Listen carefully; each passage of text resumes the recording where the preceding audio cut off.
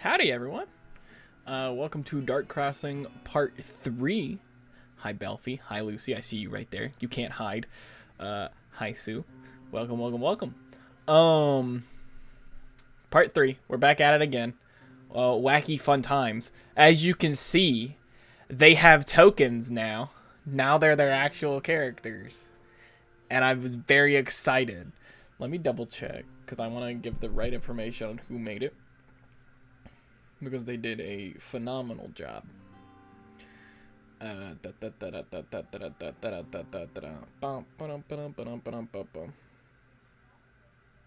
Princess Taupe. Hello, police. I've been spotted. Princess Taupe did these, and they did a wonderful job on these. I am probably going to commission them more for character tokens, for like villains and all that stuff throughout the story, because we still have I have a ton of ideas for this to still keep going. We're gonna milk this franchise out for a while. Anywho, I'm gonna undeafen, and we're gonna see what those wacky little doodles are up to. Out. Hey. Welcome. Hi. Everybody does the talk, and their PNGs talk. It's great. I love it. It's so good, dude. Wow. I freaking love these PNGs. They look so good. They're so good. Yeah, they're great. God, Taupe did such a good job. So recap. Do any of you want to try to recap, or you want me to do the recap? It's been a month. I can give it a shot. Shoot, I want to hear it. Okay, so recapping quickly session 1, we showed up in town because Miss Dawes invited us to investigate the mysterious death and disappearance of her son. It turns out that it's not vampires, and it's in fact probably the demon cultists or something. There's a spooky guy, and he's giving us trouble. And then he tries to beat us up, and he kind of does, but he gets away because he says, "Ha, see you later, nerds." And then the next session, we're like, we meet up with this lady at her traveling caravan of nerds, and she's like, "Hey, some of my people are disappearing. There's this cave, and it's kind of sketchy." And we're like, "Okay, we'll see what we could do for you." And we go into the cave, and well, lo and behold, it's that guy again. And he's like, "Her," and he beats us up, and he said, "See you later, nerds." But I think we stole his gun. And I got his gun. yeah, and we killed the lady, and because the lady was eating people or something. And our friend was a dragon, the lady that we befriended, that was the leader of the nerds. And then we all lived happily ever after, or something. So lost from that.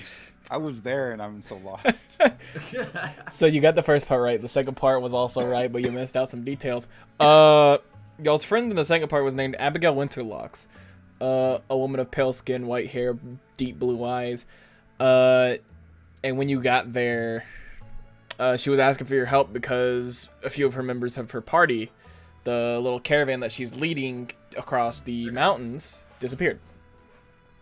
So you go investigate, you go into the cave, and you find the notorious outlaw, Jolene, who has been killing men and literally stealing their hearts.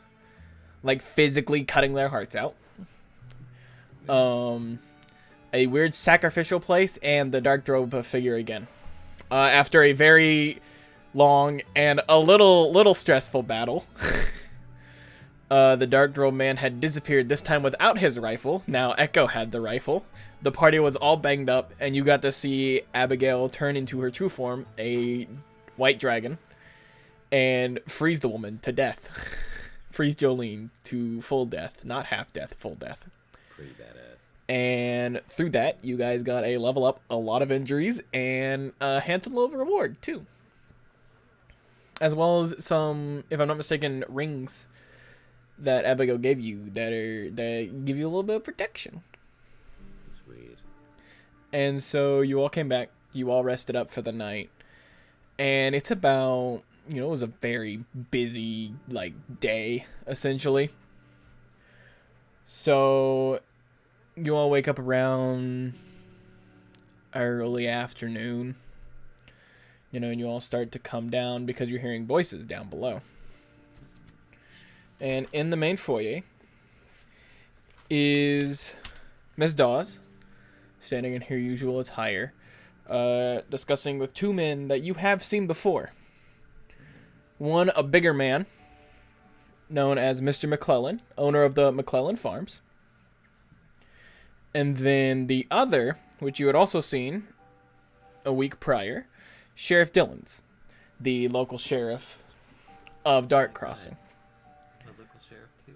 Yeah, look at that. You guys have something in common. Me too, bestie.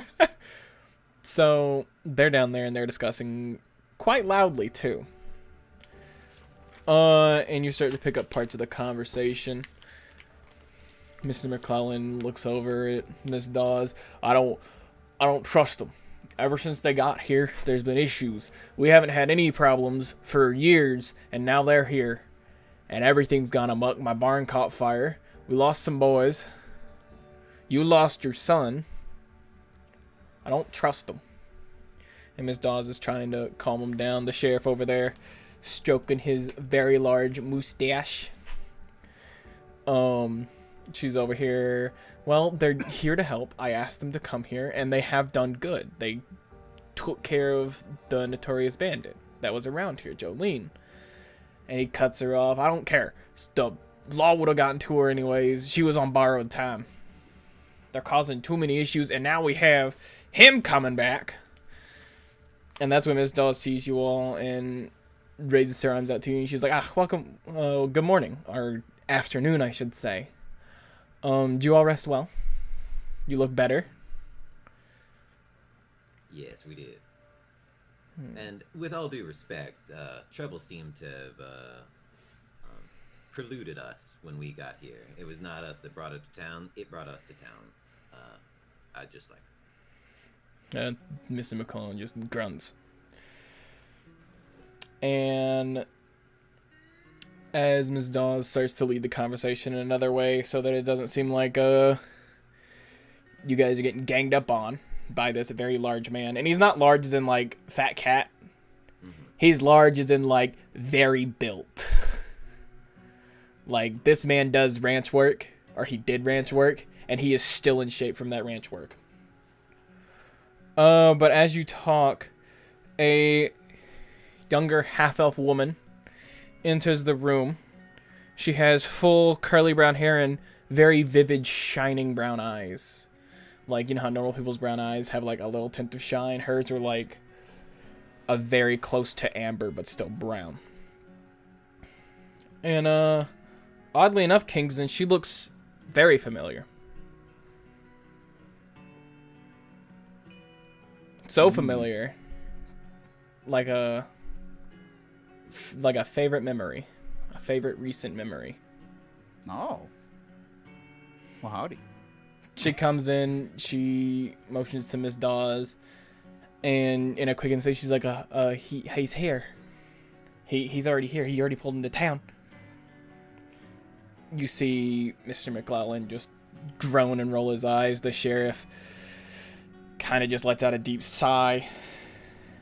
Miss Dawes also follows with a sigh. Well, there's no use avoiding this. You three, and she looks at you three, and she goes, I want you to stay here. He won't do anything stupid, but take his words with a grain of salt.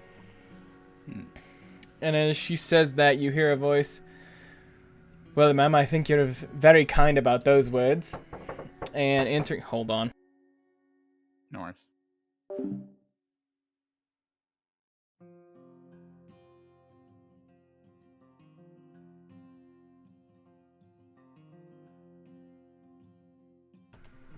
Sorry about that. And enters in a younger elven man with sharp facial features, like a sharp jaw. He's very, like, in facial feature-wise, a stereotypical elf. Dark raven black hair tied into a tight bun. A smaller, thin kind of mustache, kind of like Mr. House from New Vegas. And then his eyes are a very vivid purple, uncommon even for elves. And he walks in and he puts his hand over his mid-region, he does a slight bow. And he looks to you two and he's like, Frederick von Kinderland, at your service. Mr. McClellan just goes, what is it this time, Frederick? Well, like always, I've come to discuss the requisitioning of the land north of here. For the millionth time, we've told you that land is not for sale. It'll ruin the mines with your drilling. Miss Dawes raises her hands up, steps in between them a little bit. Boys, calm down here. Let's all be amicable. Take a seat and discuss this. Mr. McClellan again just grunts a little bit, sits down. Sheriff sits off kind of the side. These three are very clearly like the heads of Dark Crossing. They're the influential figures. They're the reason why Dark Crossing is as big as it is. So that's McClellan, the sheriff, and who was the third one? Miss Dawes. Miss Dawes, okay. So then Mr. Frederick, he sits down. He has a very large presence for who he is. You can tell that he has money. And as you've all heard throughout randomly, he's a very fresh-faced oil tycoon. But he's grown exponentially in the past year. They're all kind of in a tense situation. But clearly this has been a conversation that's been going on for a very long time. Mr. Frederick just simply looks at them and he's like, so, we all know where we stand. I would like to procure the land north, because there's been hints of oil, and my people have figured that it'd be a good spot. And this proceeds to get a reaction from Mr. McClellan. They start going at it again. Mr. McClellan getting a little rude. Miss Dawes calming him down. The sheriff interjecting occasionally. It's like a rehearsed bickering. What you can get from the conversation, though, is that he wants to purchase the land to set up oil derricks. But the three of them know, Miss Dawes, Mr. McClellan, the sheriff, they all understand that if the oil derricks go up, there's a chance that they could end up messing up the mining operation, which is one of the bigger businesses here in Dark Crossing. This goes on for a very long time, the arguing, the bickering, the smooth talking that the Elvish man does. And soon enough, the sun starts to lower a bit more. And like that, hours have gone by. You all have sat through this whole thing. This is a regular thing probably once a month for them. I fell asleep halfway through. I would have been getting up and getting snacks, like, every once in a while, and just, like, very quietly eating, like, watching mom and dad argue. Casey probably tunes his guitar and is just sort of strumming some light chords as he listens to all this. What do you got there? A bagel. But clearly, like all the other conversations that you can assume, this is going nowhere. Frederick is not getting the land that he wants. The others are not wanting to sell and are still putting up a hard bargain. As in, the bargain being they're not going to sell the land and he can go away. Yeah. Mr. McClellan more aggressive about it. Miss Dawes more amicable. So, Mr. Frederick, seeing the time on his very fancy pocket watch, lets out a soft sigh, stands up, pats off his like pants a little bit, reaches his hand out to Miss Dawes, and says, well, Dear, same time next month then, I'm assuming. With a little chuckle at the end. Miss Dawes simply takes it. He leans down, he kisses her hand. He reaches another hand out to Mr. McClellan, who very much refuses to shake his hand. They just both give each other like a slight look. And then he shakes the hand with the sheriff. The sheriff, gladly takes his hand. And he exits out. They all stand there for a second in quiet. You hear soft cart sounds. And it's clear that he is now actually leaving the town. The sheriff kind of lets out a soft sigh again, and he's like, well, he's never going to get this land, and he's going to have to do something stupid to get it. Mr. McClellan just grunts, and he says he's never going to get the land, even if he does something stupid. As it is, we got too many people here, he can't run everybody out. Now, he does have money. That's the issue. Well, hell with the issue. He's, Mr. McClellan's raising his hands up.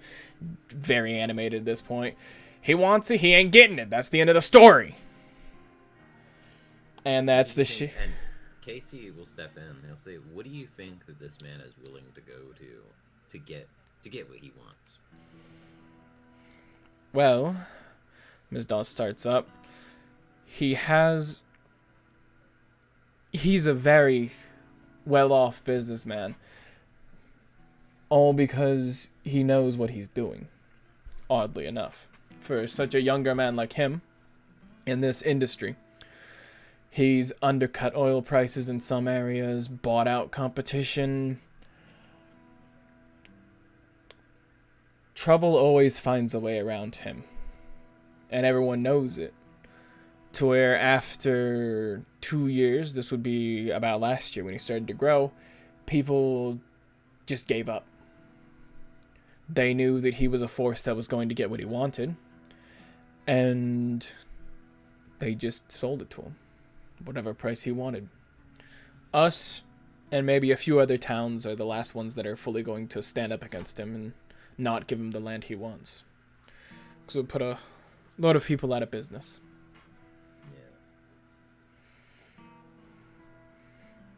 The sheriff just puts his hands on his belt as he starts to walk towards the door, and he's like, well, I got a town to watch over, and I'm sure the deputies have done something stupid or another while I was gone, so I gotta go make sure that they didn't break anything or anybody.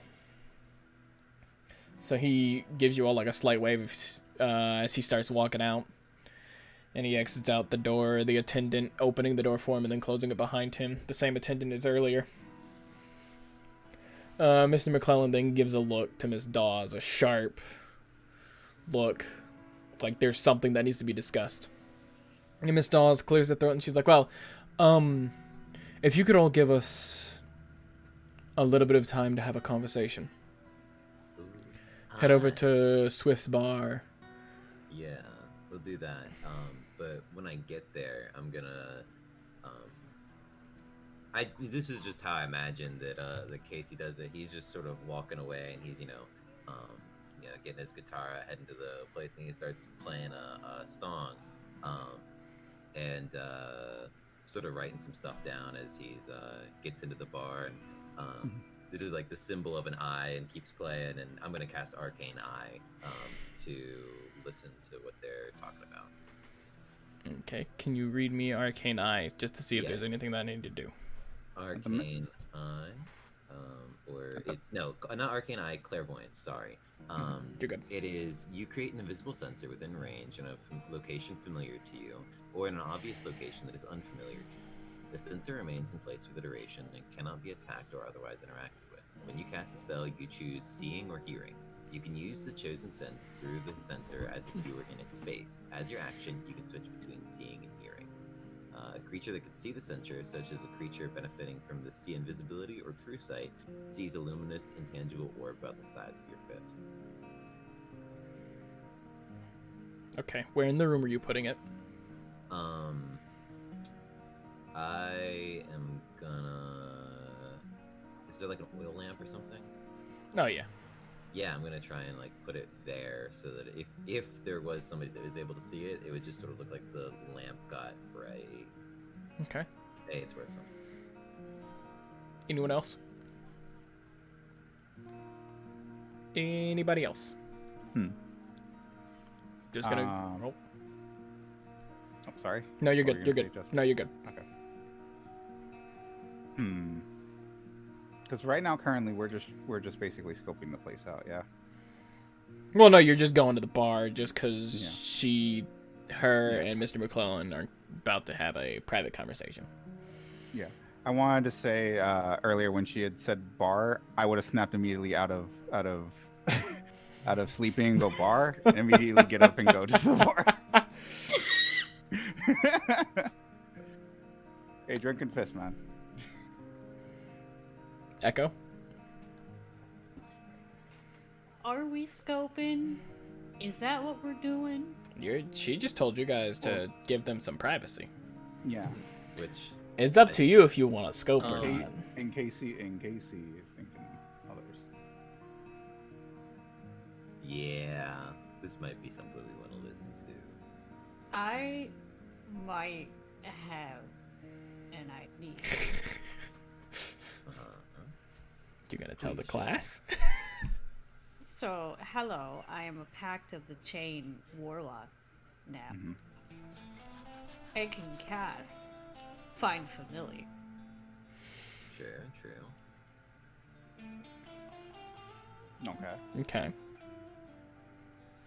I mean, I've already got the clairvoyant spell, so like we can hear whatever's going on in there, and of course I'll relay what I hear to you guys. In case anything happens, I can send a cat. Alright. Send a cat. So I. The backup cat. Got it. Okay, so you have Echo. You're sending a little cat in. Casey, you're using clairvoyance. Oh well, no. I think she was saying that she's gonna send the cat in if we need to or something. If we need to. Okay. Like, if they see the orb and like destroy it, I'll send the They cat. probably in. they would probably cease their thing if They it also got would, discovered. yeah, I think. like if it was figured out that we were listening, they're not gonna keep listening. But I don't. If it's McClellan, he seems like he's just a rancher, and Miss Dawes, I don't think is like has much magical abilities. Awareness. Yeah, so like I doubt either of them have see invisibility or true sight. But it's always worth it to be cautious. Oh, I did have a question, Jasper. Yes. When I go back to the bar, can I try looking for that girl that gave me like a happy memory feeling? Funny enough, as Miss Dawes is recommending that you go to the bar, she looks to the attendant. She's like, Allison, be a dear and escort them back to the bar. And she's like, yes, ma'am. Ah. And she opens the door. You guys step out.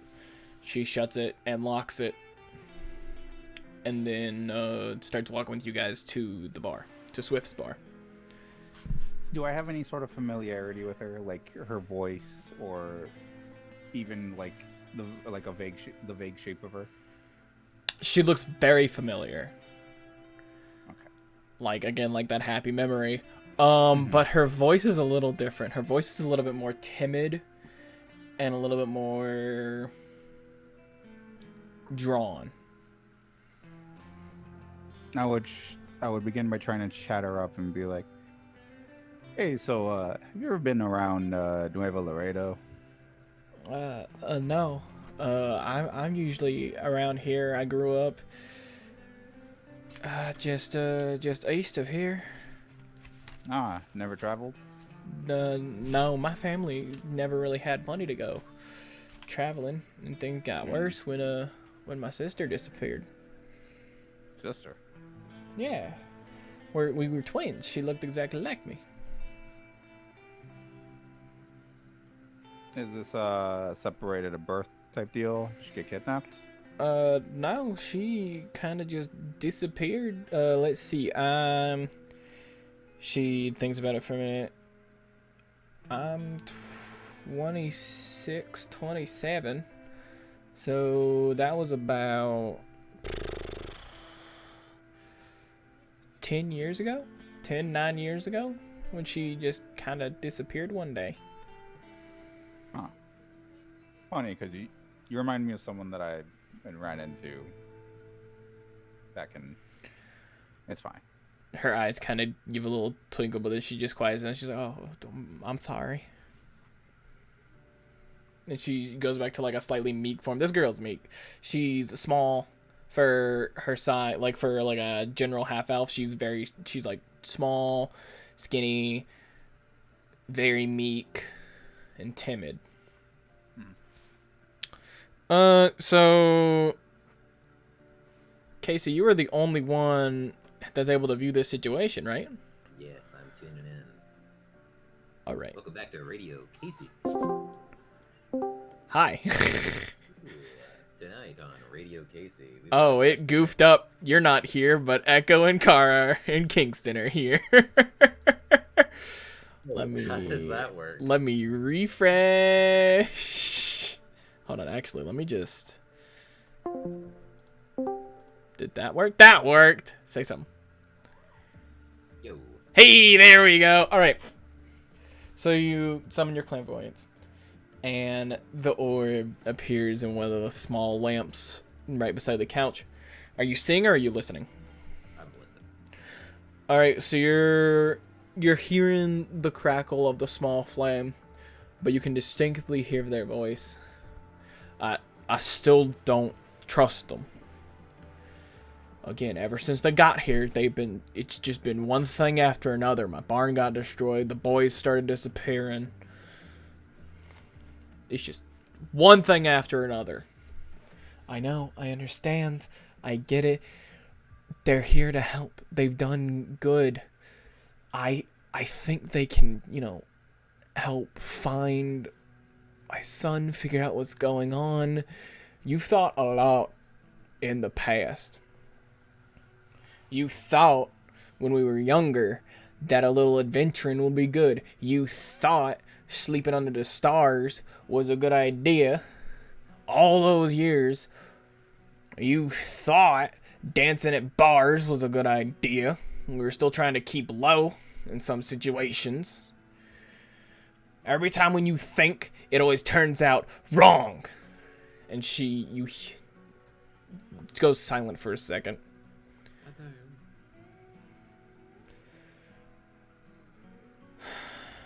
Soft sigh from his nose. James, you listen here. I am the reason this town is still thriving. I am the reason your little affair wasn't found out. And I am the reason that this land hasn't been bought. Now, you know as well as I do, I have ears everywhere. And you know as well as I do that those years were good years for both of us. If it wasn't for those, you wouldn't have made the networks. Now, like I said, they're here to help. Here, you have that... What is it? You have... what do you people call it? And Mr. McClellan speaks up. He's like, I have the cattle that are going into market to a town up and a day away. She's like, yes. How long will it take? 2 days. Day away by yourself, 2 days when you're leading cattle. And probably 2.5 with that damn wagon with Swift's stuff. Yes, that. Let them go with you. Or with your boys. Let them help. What? 5 days? They'll come back. The money will be in hand. And you can trust them. It's quiet for a minute.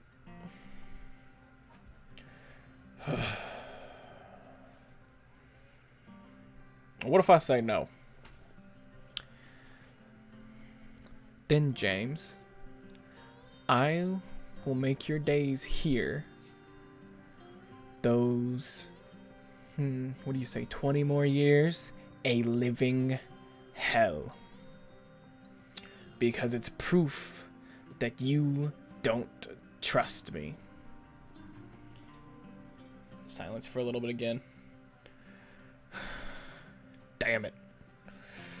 Yeah, I guess they can tag along. They can't get in the way.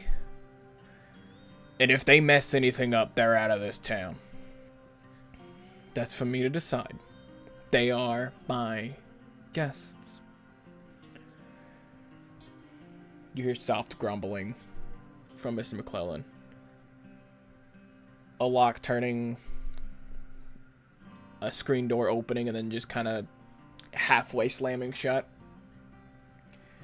Followed by Miss Dawes letting in a soft sigh.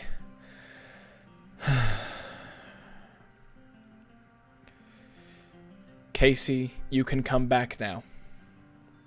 Shit. Okay.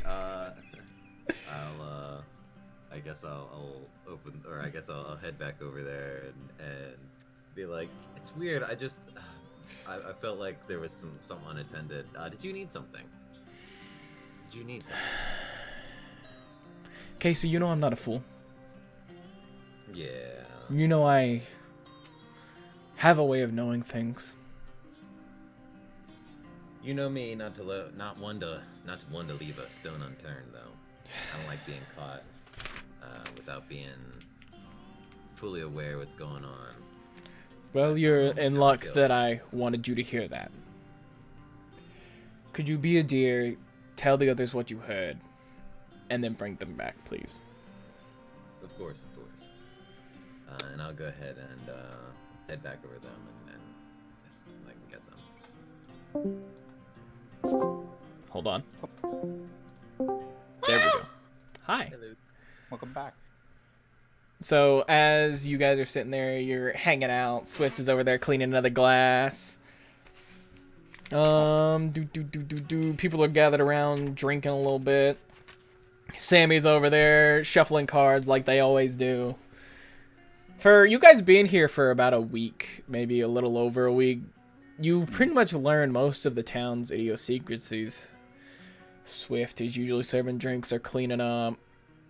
Sammy, if not working, they're usually here or asleep in their bunk at the ranch. The preacher stays usually in his church, maybe comes around town to say hello to people. It's kind of a regular kind of life. Even with all the random stuff that's permeated around town, the barn catching fire, people, some men disappearing. It's been like clockwork. Life here has been an easy clockwork. So as you all are hanging out, you see Casey enter back in to the bar. I'm gonna say, Miss Dawes would like to see us again, and I'll fill you in on what I heard. And I mean, it wasn't a secret that I was listening, unfortunately, but it's not a big.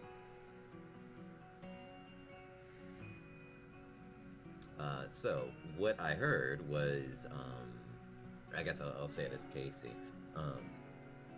So basically, McClellan we're gonna ride along with McClellan and his boys for a few days, heading up north to run some cattle. And it's important we're on our best behavior, as it's sort of a show of goodwill from Dawes to McClellan. If we get in trouble, it looks bad on her. We don't want to do that, all right? Huh. Why didn't they just tell us themselves? Well, she kind of is, and that's why we're going right now, is to fill us the rest of the way in. But message from me to you, let's not get on her bad side, let's put it that way. No, okay. So you guys wander across the street a little bit. Casey filling you in on all the information. Going to the door, going inside. Miss Dawes is now sitting in her favorite chair with a glass of wine. It's been a stressful day already. And it's already the evening. She gives you all a soft smile. She's like, well, welcome back. So here's the deal. Mr. McClellan doesn't like you all. that's an obvious. I think you figured that out this afternoon when you all first woke up. He, or I should say, some of his boys, are leading the freshest batch of cattle that they have to the next town over. The next town being Greengrass. A small kind of livestock town, usually where they sell most of their livestock. Around this year, it's cattle, usually for meat, if anything else. Hold on.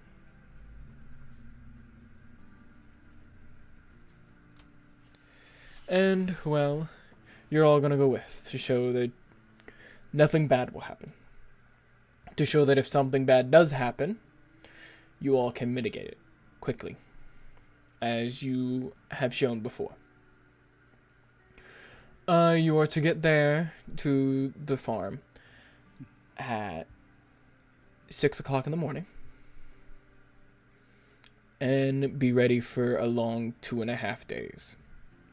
What's being taken along with the livestock is a wagon of Swift's supplies.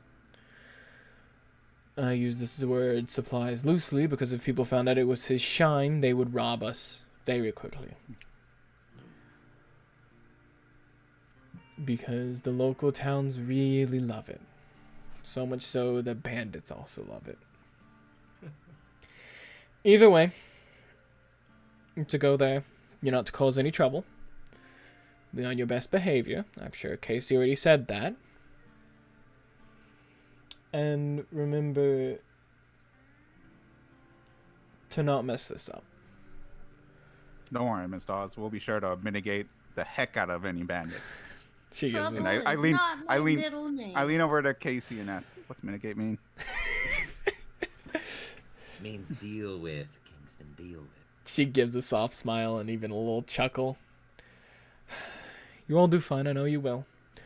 After all, you took care of Jolene and you took care of those 2 cultists at the barn. Between me and you 3, that's partially why he's upset. He's had to spend money on a new barn, supplies. Hey, we didn't put it on fire. I just happened to ram through it. She looks you dead in the eyes as she takes a long sip of her wine. I didn't do anything. All I did was eat bread in front of him. I don't know why he's mad at me. Have you seen me? You're very adorable, Echo.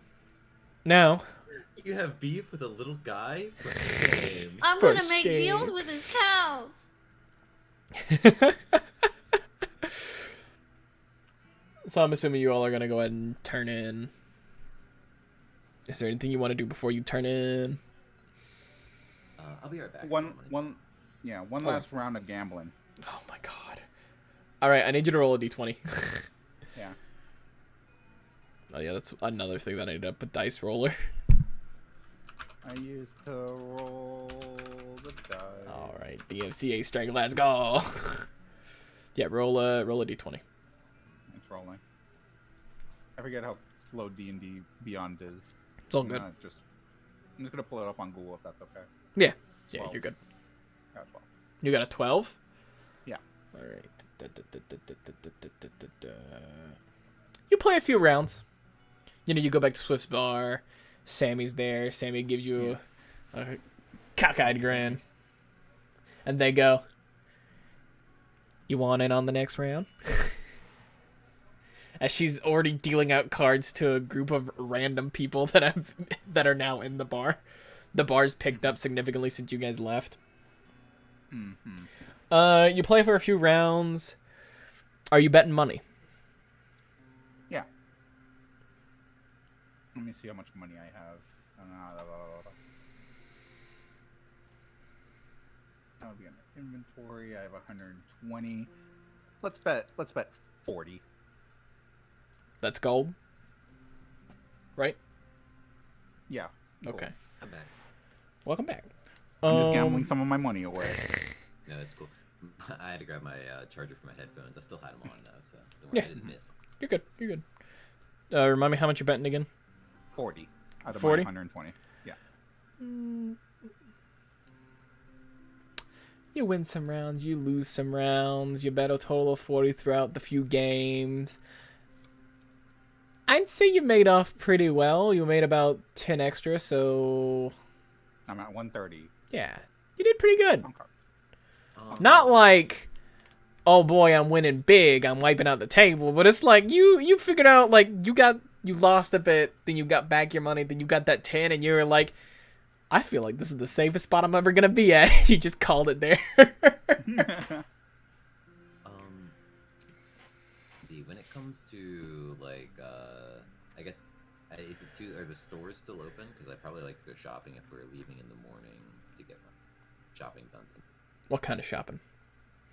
Just provisions and other sorts of things I might need. Just sort of browse for a bit, see what's in the stores that I might be able to use.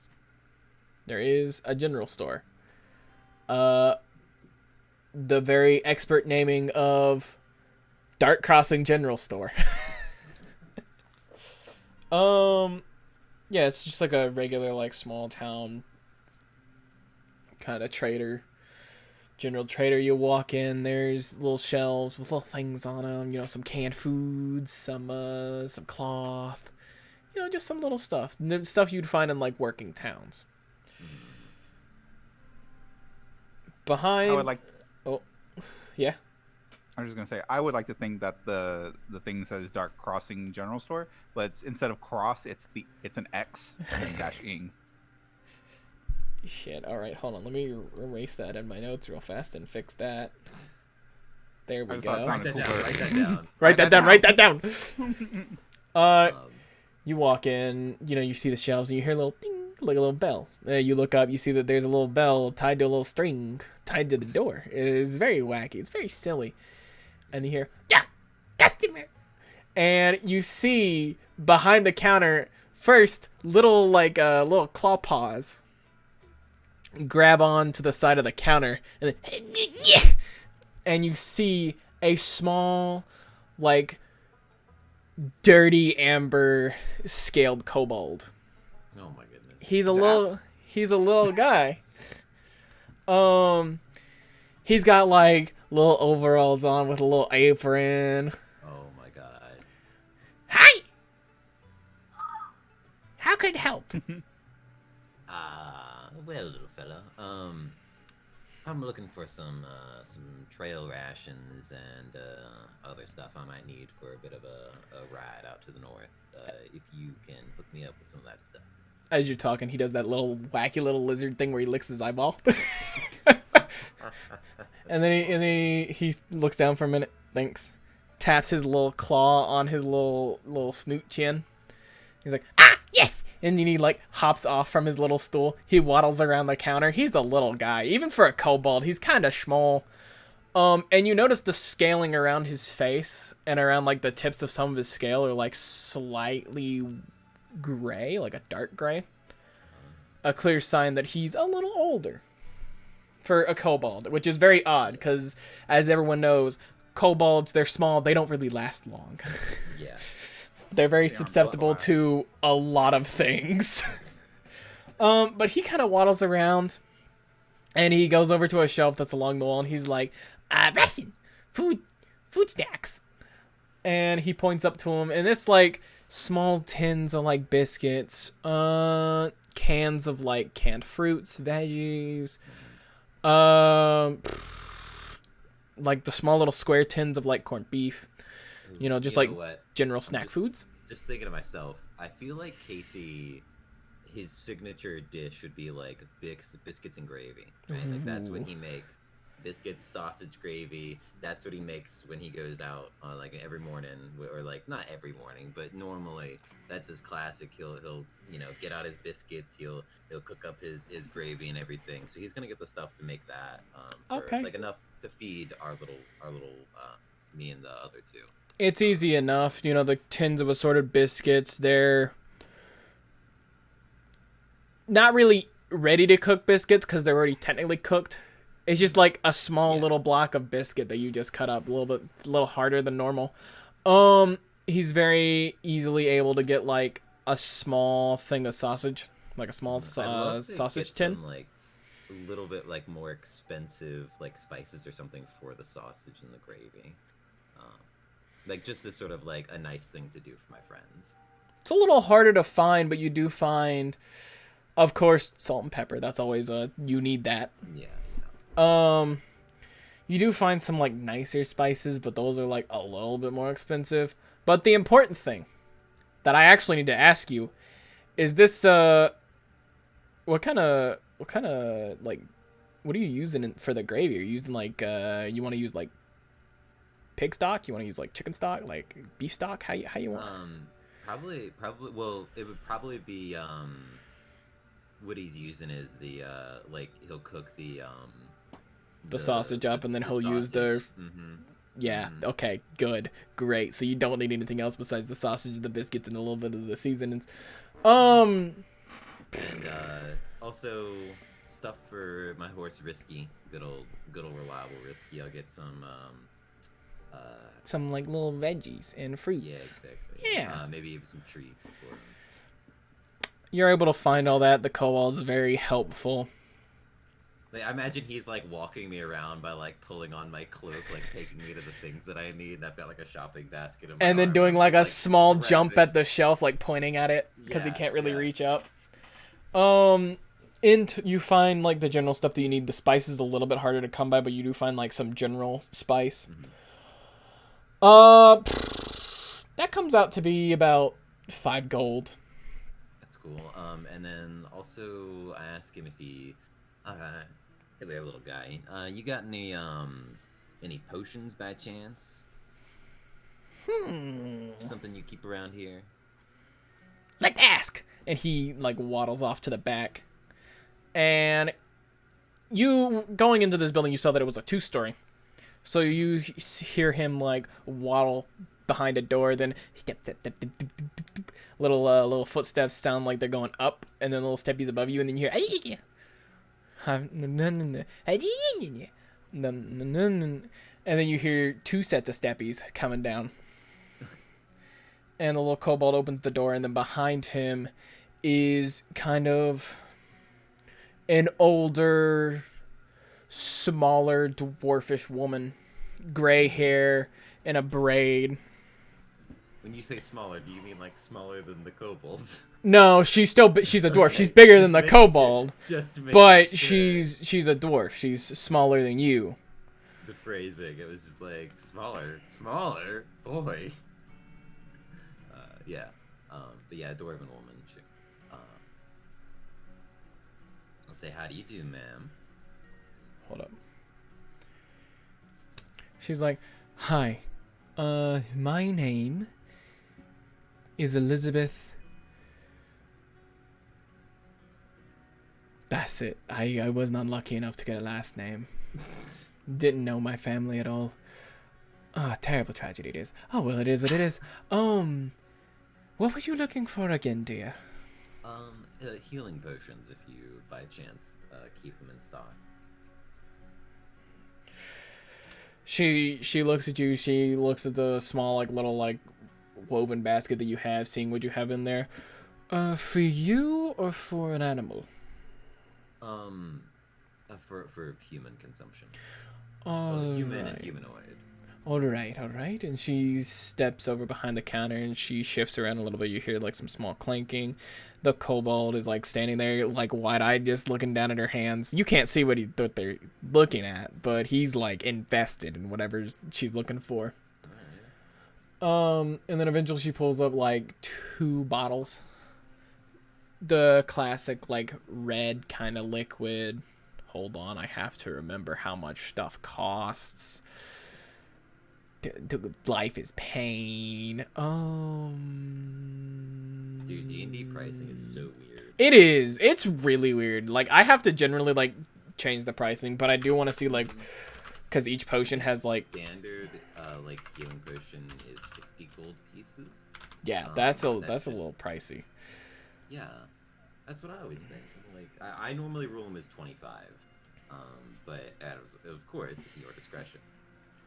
So she puts up 2 bottles. One, the red liquid's kind of like a darker slower red, if that makes sense. Like, it's very thick.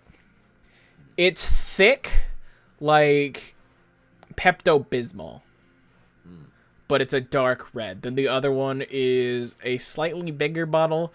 The liquid is a little bit lighter than the other one, and she swishes it around. It's a little smoother. It's about shoot, what is it? The medicine you give kids, like the cold medicine you give kids. It's like that. It's still kind of thick, but it's not like Pepto-Bismol thick. Tylenol, that's what it is. And she's like, well, the regular one will cost about 10. I have about 10 of those from the last shipment, this one included.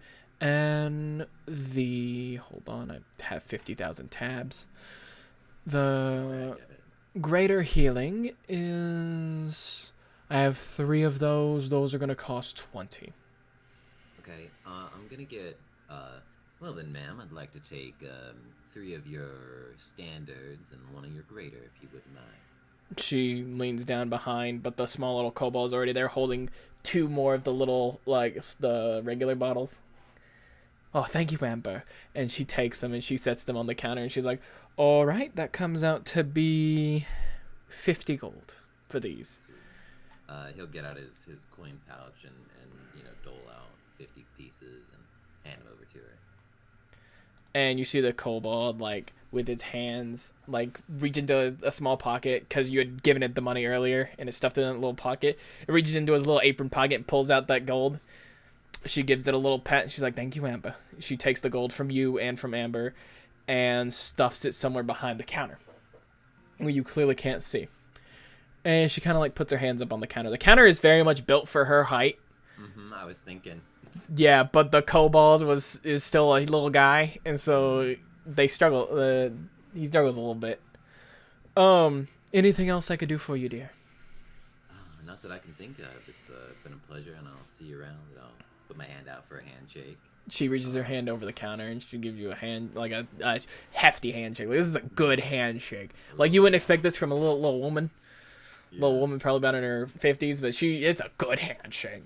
And then I'll go ahead and I'll, like, reach over to the kobold and give him a little handshake too. Amber, as you heard his name, reaches his little paw out, his little claw hand, and gives you a little shake. He's like, ha. He's very pleased with himself, the fact that he helped the customer. It's the simple things, and you know what? I get it. So, you get your stuff. And you exit the little general store. Anybody else? Kingston did some money stuff. Next time when I run across them, I'll toss them each of them a healing potion, one of the smaller ones. Okay. If you guys are interested. So for those that don't know, these potions, the regular healing potions, do 2d4 plus 2. And the greater one does 4d4 plus 4. Okay. So they're pretty good, for healing potions. Echo, are you planning on doing anything today, or for the rest of the night? Do I need to buy bullets for this rifle? So since you mentioned the rifle, you got to remember this thing is 2/3 your size. This thing is big. You see one of the deputies. Hold on, I don't remember the deputies' names, and I swear I have them written down. I just have it, like, slung over my shoulder. You're struggling to carry it, dude. It is so heavy. It's a heavy stick. Heavy gun. Oh my God. That doesn't say it. You see Deputy Charlie, a gnomish deputy with his little hat on, his little deputy badge on his vest. He's like, "Oh, hey there. What you got there, little friend?" Howdy. I have this from a previous bad person. It was confiscated from them. He he like gets kind of close and he's looking at it. He's very invested in it. Like he's like looking it all over, and you realize he also has a gun about 2/3 his size. My eyes just get really big. So Because and you guys are about the same size too, so it's pretty wacky. It's a little silly. Oh my god. And he's like, "Huh, well," and he thinks about it for a second. He's like, "You know the best way to shoot it, don't you? For someone of our stature." I've never really shot one of these. Like I have like a crossbow, but it's like knee size. Oh, that's old technology. Come on, I'll show you. And he like starts like very quickly waddling off out of town. Oh, her eyes are twinkling. So you guys end up going a little bit out of town. Not so like you can still see town. You still see the lights. You still hear people. It's a very joyous night tonight, as most nights are on the weekend, because everyone gets to enjoy themselves for a little bit before having to, work. So, you guys walk up to a hill and you see out like about 20 feet away, there's like little fence posts. And he like puts his gun down on the ground and he quickly waddles over. He's very fast too. Like for his small size, he is a speedy boy. But he quickly waddles on over there. He sets something up like on the fence posts, and then he waddles back and you see, and they're like little bottles, like a beer mug, some of those fancy cola bottles from the people in the cities. And he's like, "All right, so the way you want to do this," and you see like right where you guys are, there's a rock, and it's like kind of flattened a little bit, like someone took the time to flatten the top of it. And he's like, "All right, so here's what you want to do," and he picks up his rifle and he lays it on the rock. And he aims down the sights, and he's like, "Now you want to aim down here and here," pointing at the sights. "And then you just want to put your hand here. You want to breathe in, out. You want to look through those little sights. And then when you breathe in again, you squeeze the trigger." And as he does that, he breathes in audibly and then squeezes the trigger. A little bit of dust from the rock kicks up. The gun jolts back, but he's got control of it. It jolts back, and you see one of the bottles pink and shatter. Visible excitement. He pulls the bolt back. The casing ejects. And he's like, "Well, there, you give it a try." And he takes a step back. You don't have proficiency with firearms, do you? Nope. Oh, this is gonna be so much fun. All right, I need you to make 2 attack rolls at disadvantage. This is your first time. I will roll it. No proficiency, just dead.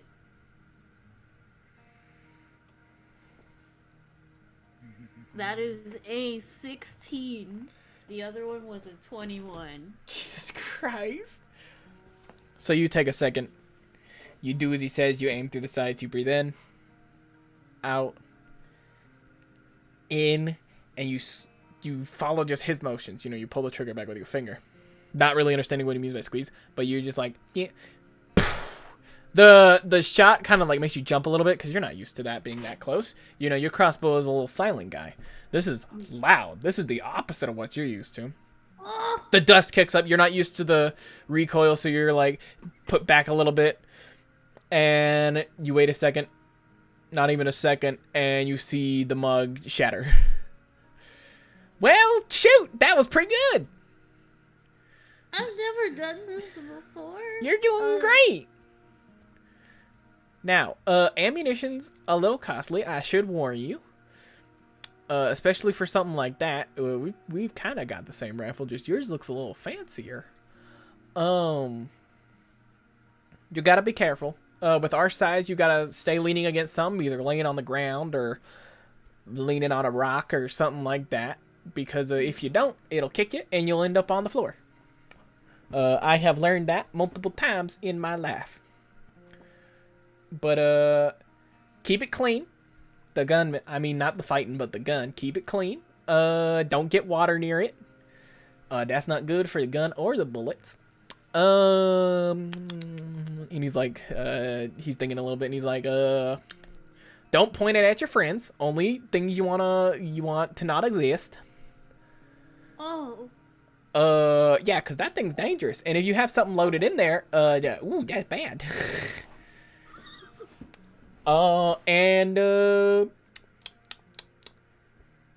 You got this. And he gives you a little thumbs up. I will offer him a handshake, like the General Armstrong handshake, but just small people. He knows exactly. He goes for it. It's perfect.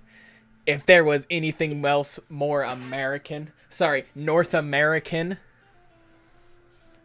it doesn't exist. But you know, you spin a couple times, you shoot, some shots are way off, some shots are close, and maybe like one or two hit another bottle. And you're getting better. You're not proficient, but you're getting better. You're learning. So after a while of that, you know, you guys head back. He gives you another little handshake. And then he goes back into the sheriff's office. And I'm assuming you are going to go back to Miss Dawes? So do I procure bullets? And also, can I make this thing silent-er? The bullets, yes you can. There is a weapon store not too far away from here. Probably like a few buildings over. Called Wesson and Smith. I love it. You just flip the name. Okay. My two best friends. You walk in there. You're so itty bitty. You walk in there, and there's a giant man, gray skin, large, dark, black tattoos all over him. Well, hi, friend. No. His voice loud and booming. What can I do for you? I'm gonna put my hand around the strap of my gun and like hold it on my shoulder, even though it's probably just about bigger than I am. I'm gonna puff out my chest. I'm gonna look at him and say, "Hello, sir. I would like to procure bullets for this gun, and also I am small, so I would like it to recoil less. And I don't know if we can make this gun silent, but I would like to. Thank you." He comes around the counter, and he is massive. He is a big guy. And he, like, you know, gets down on one knee and, like, reaches his hand out for you to place it in his hands. And he's like, "May I see it, please, friend?" I very gently, like, put it in his hands. That little bout of confidence I'm shaking like a chihuahua. He takes it, and he gives you a little pat on the head, and he says, "Wesson Moriarty, at your service." Nice to meet you, sir.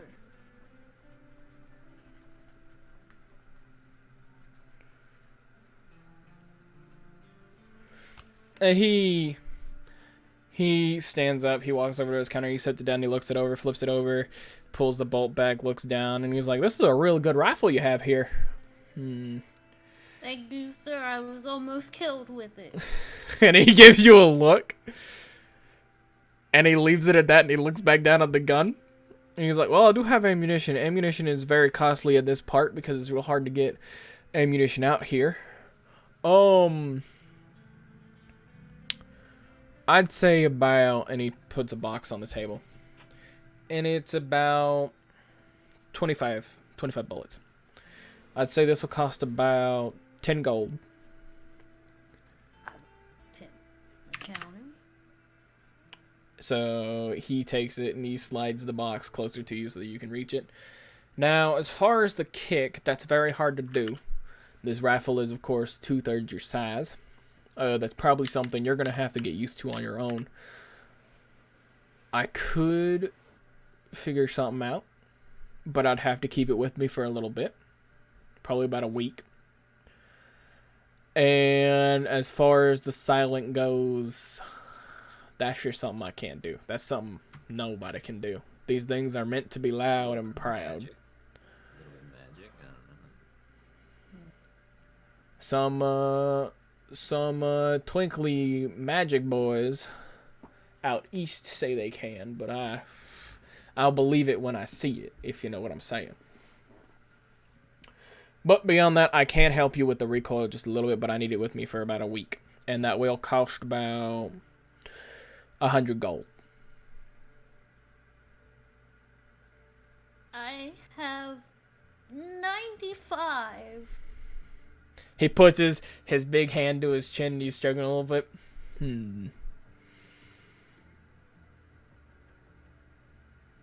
How about this? I'll take 90. Yeah, and you can keep that extra Deal. 5. Because you're just so darn charismatic. You're so small and so charismatic. So you put the 90 on the table. He takes it. And he takes the rifle to the back, comes back out, and he's like, now, I can hold on to those bullets for you, keep it with the rifle. There's no point in carrying those around and running the chance of ruining them or something worse happening. And he reaches his hand out in case you want to hand him the small box of ammunition. I will hand it to him with my 2 hands. He takes it, and he goes to the back again. And then he comes back out, and he's like, all right, well, anything else I can help you with, dear? That should be it. Thank you so much for your services. Alrighty. And oh yes, your name, miss. Echo. Echo. All right. I will make sure that stays with your rifle, and I will make sure that in a week it will be better for you, so that you don't get kicked and knocked to the floor. I will give him a little curtsy. He gives you a wave as you walk out, and he's like, now don't be a stranger now. And you walk out. I feel like I walk out and I lean against the building like, that man was so big. He was a unit. An absolute Chad. My question is, was that Smith or was that Wesson? That was Wesson. That was Wesson Moriarty. Okay. It's getting... I can't wait to meet Smith. Oh, it's gonna be great. It's getting pretty late. Be a halfling. Or dwarf. It's getting pretty late, and you're seeing like, okay, people are starting to go back to their homes drunk, and you're all figuring it's about time for you all to head back to Miss Dawes because you guys need to get a good amount of sleep before 6 a.m., which is in 8 hours. Yes. Yeah. So you all head back. You all, get changed, go to sleep. Pretty uneventful night. Except for Echo.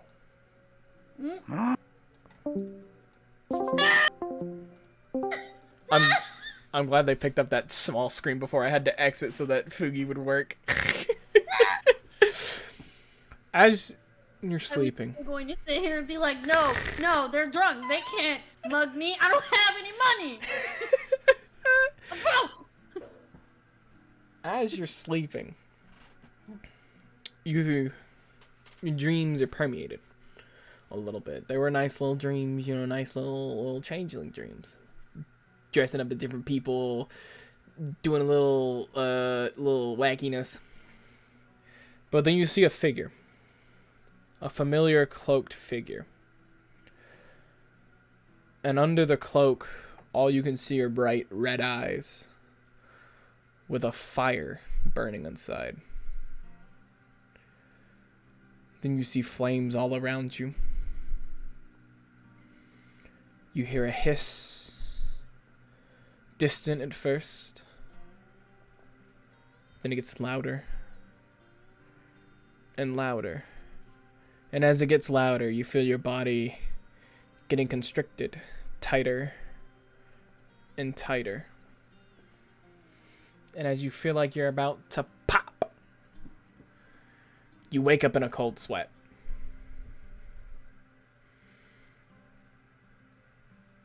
I feel like... Oh, you're cutting out. Hold on. Oh, heck. All right, try now. I feel like the only words that would exit my mouth after a dream of that caliber would be, I'm not the monster anymore. It takes you a little bit, But soon the little changeling is able to fall back asleep and back to the little dreams of wacky mischief. Slightly better. And soon you hear the day, the sound of chirping, the sound of a crow, not a crow, a rooster squawking in the early morning.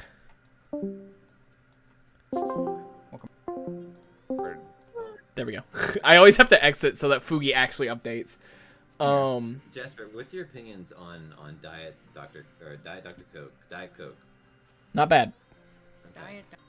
Diet Dr. Coke. Diet Dr. Coke. Mix Dr. Pepper with Diet Coke. You totally miss out on all the nutritional values that a Diet Coke apparently has. There has to be like a soda fountain in the town, and Dr. Coke runs it. Lord. Listen, Dr. Coke might be another character you don't know. Yeah, exactly. So you all wake up. It's about 5 a.m. You hear roosters in the distance squawking up a storm. Cock-a-doodle-doo. You know, all that fun stuff. Oh, yeah. And quickly, you guys start to get ready. Start getting your clothes together. Start getting your gear together. Outside, Risky is already ready to go. Rowdy, the other horse that was loaned to Kingston, is also ready to go. Geared up, saddled up. And I'm assuming you guys will hop on your horses. Someone will take Echo with them, and I'll take Echo. And you all. As long as Echo's okay with that.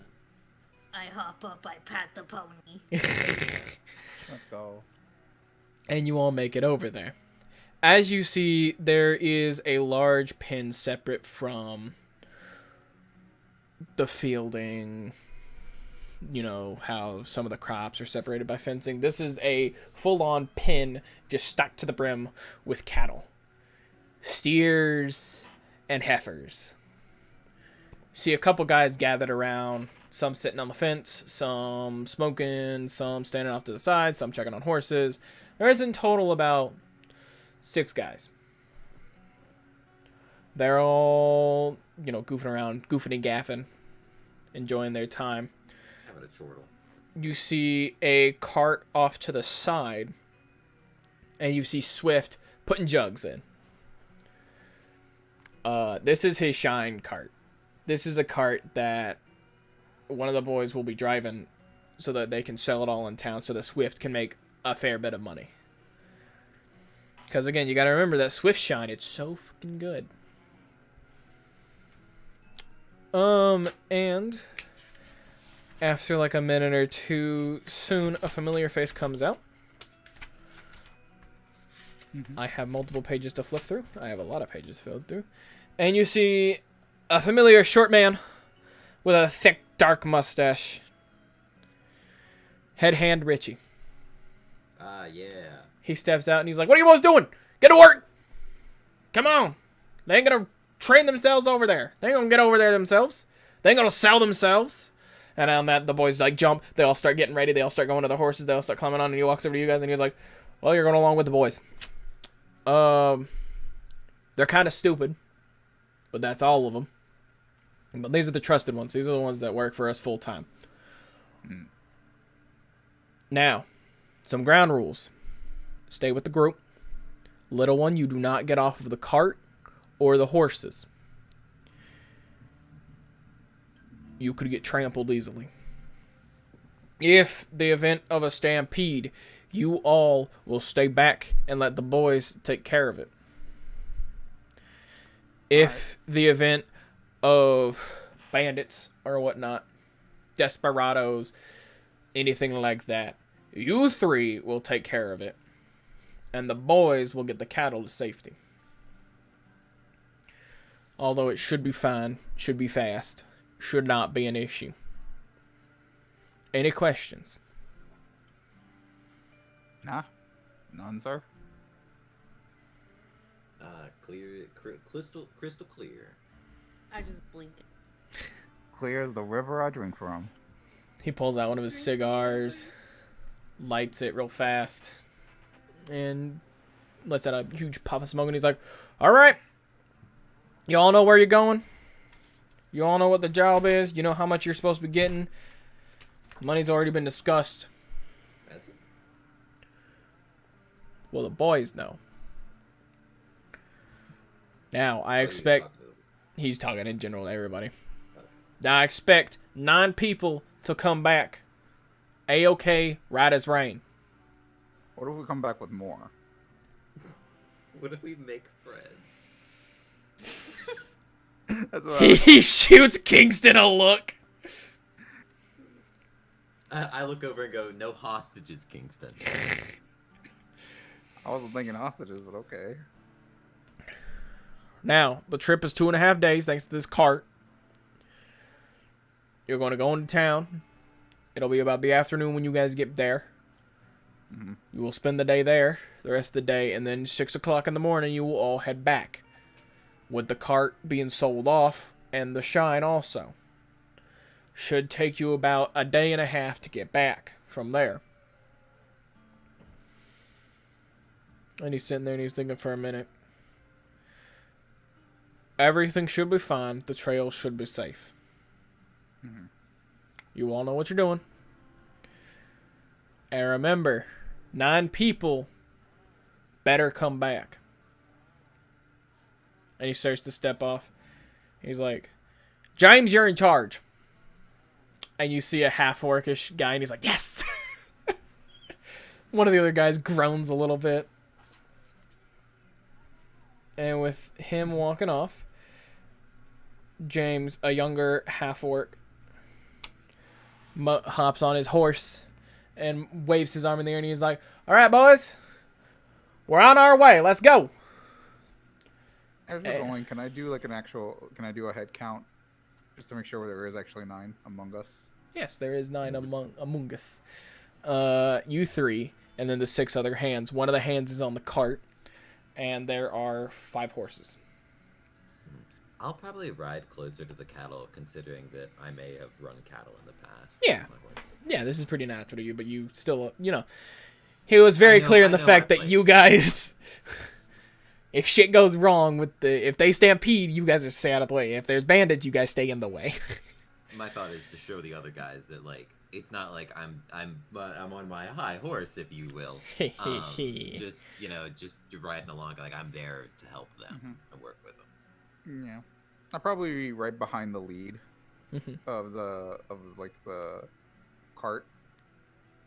Okay. And just behind on the side, because I assume it's cart, then people, then cattle, It's more of like or cattle then cart then.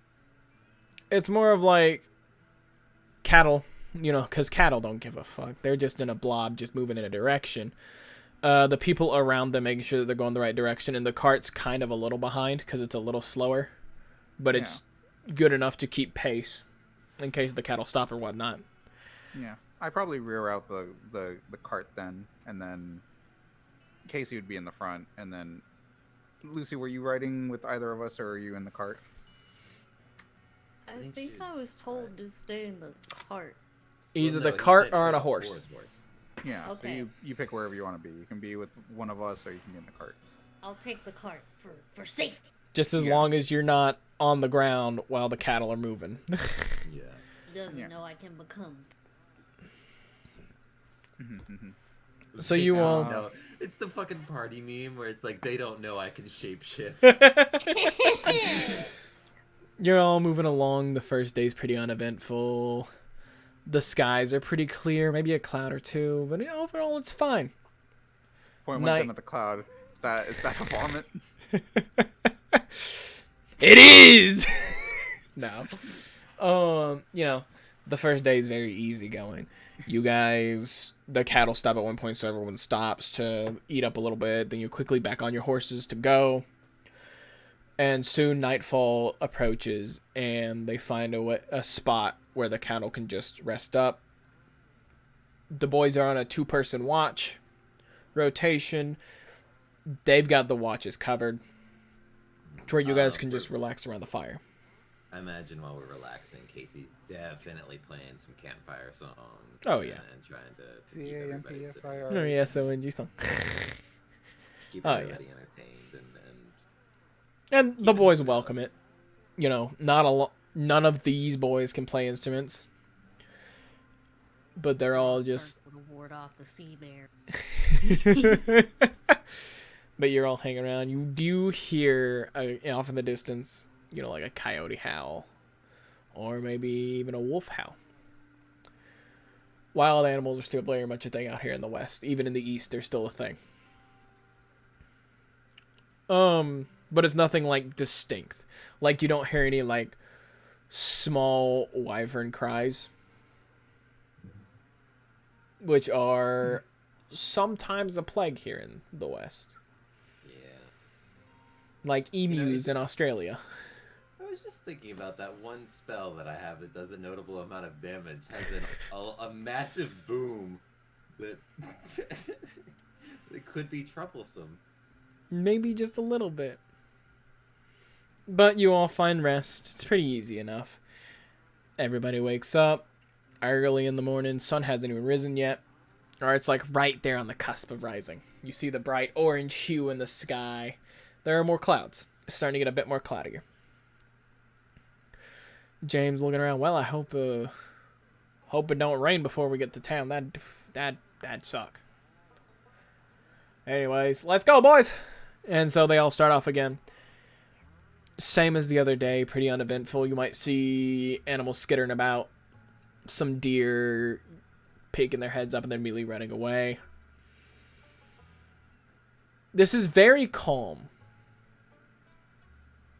Calm-natured, calm wind, clouds above, sun's not too hot. It's very easygoing. Much like the town has been for a little bit now. Very easygoing, like clockwork. Everything's running smoothly. Like last time, you guys stop for a moment, eat something real fast, and then quickly get back up when the cattle start moving, or the cattle start getting restless, and soon nightfall starts to approach.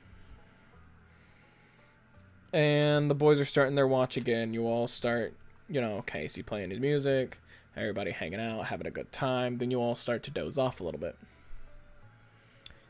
I need you all to make perception checks. Sure. At disadvantage, because you're all sleepy. I'm double checking to make sure I don't have alert. No, I just got Tavern Brawler. Okay. In charge. That's an 11.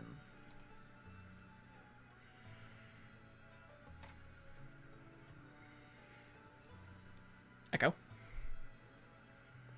Mine's rolling. My Discord cut out. Percepi check at disadvantage. Disgusting. Listen, you're sleepy. So my first one was 19. I hope it's the second Natural one's better. one. Oh, God. Echo's out like a light, dude. As soon as she got comfy, she just bam. I My had dreams last night. my disadvantage is 11. Okay. The wind picks up a bit, and you hear in the distance a little bit of the thunder, but it's not, like, worrying. Some of the boys are getting a little antsy, but overall it's fine. You all start to fall asleep. The sounds of the far distant thunder kind of lulling you to sleep.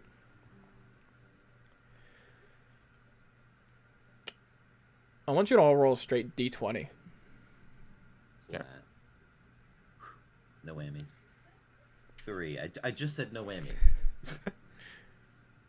That's a 3. That's a 3 for Big me. money. Big money. No whammies. 15. Hey, so I used up the whammies. Don't worry. Any whammies in chat?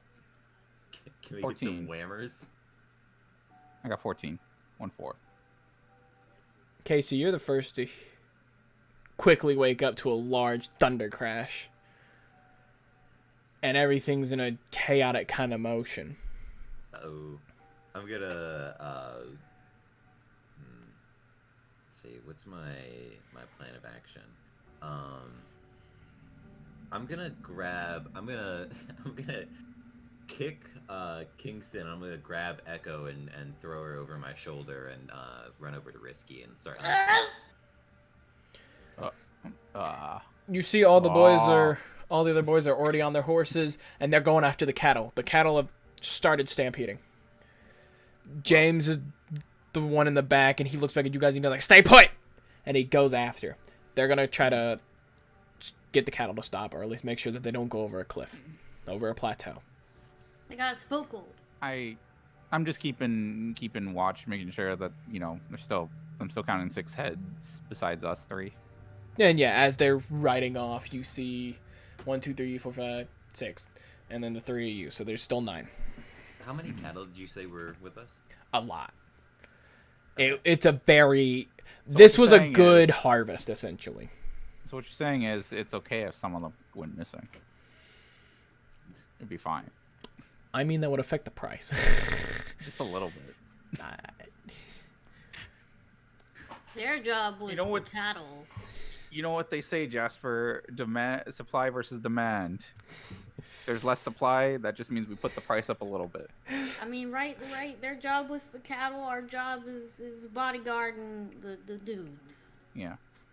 Yeah, I assume that we will, the 3 of us will, I'm gonna keep Echo on my horse just because I don't want Echo to get lost or, run over by anything.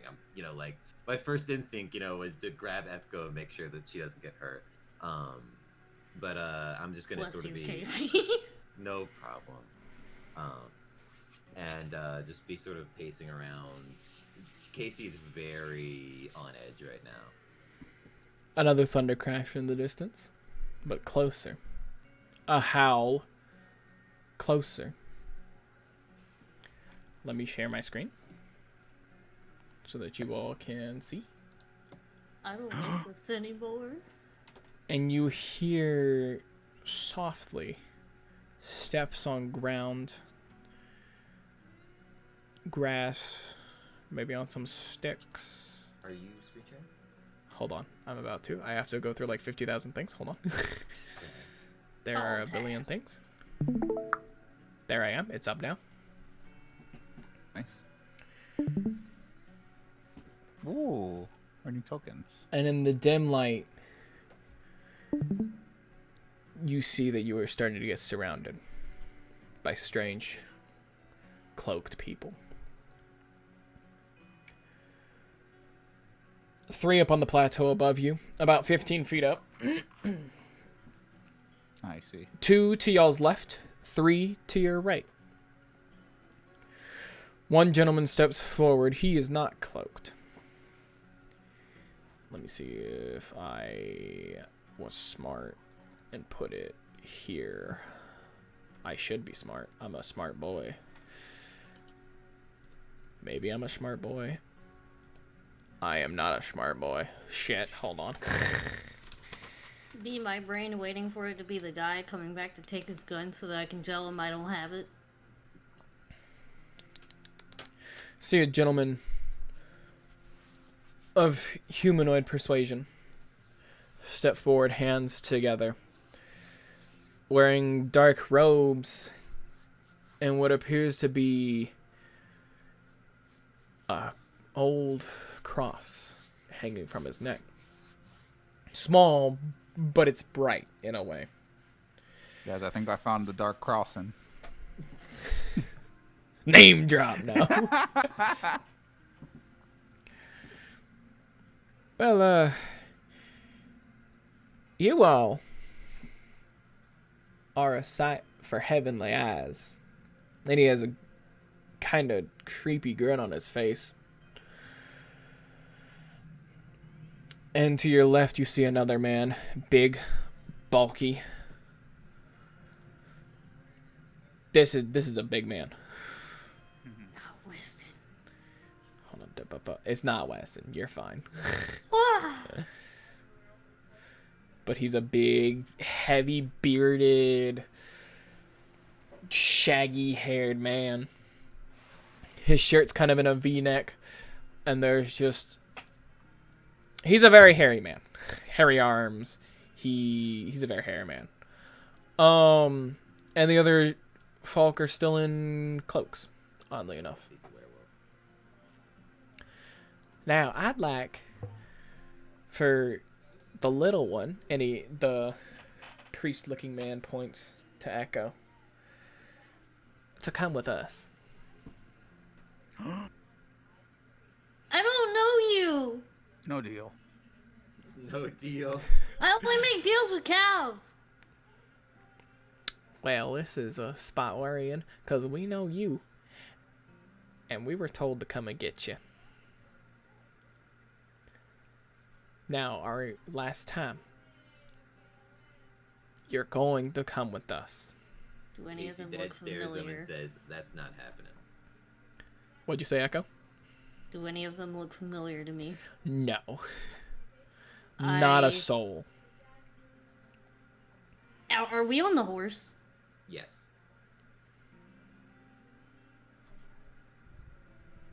Yeah, the two of us should be on the horse. Just the two of us. We can make it, we try. If it comes to it, I could cast invisibility on you, Echo, if you need to make some sort of escape.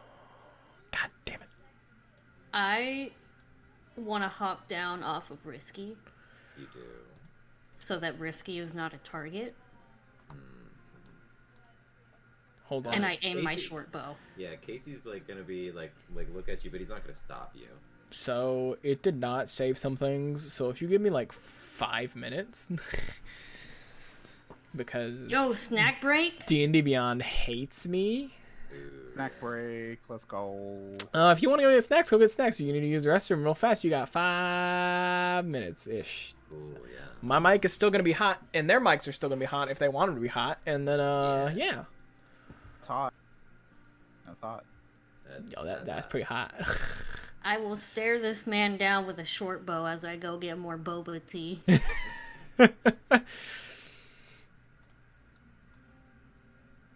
So, So guys, Dr. Pepper, huh? Yeah. how did you figure out the town's doctor's name?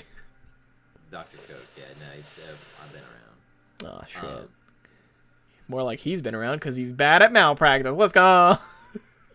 The name's practice. Malpractice.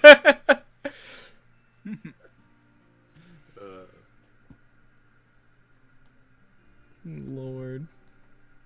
We little silly friends. We little silly guys. Yeah. I wish this hadn't fucked up on me, dude. Is the cart of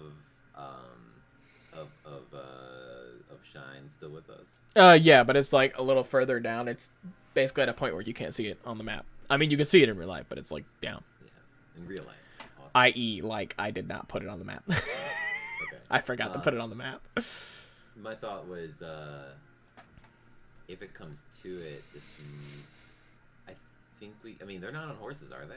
No. Oh, well, fuck it, we're gone.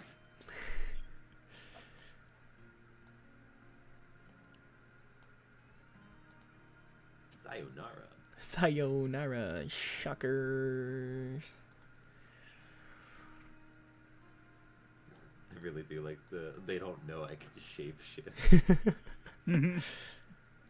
Honestly, all that stuff went a lot longer than I thought it would, but I'm not upset about it one bit. I do want to say Casey has had a rough go with clairvoyance. I mean, he's 2 for 2 for getting busted. He tried his best, but he don't succeed.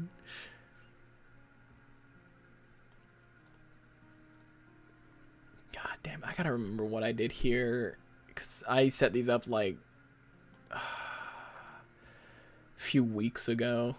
Damn.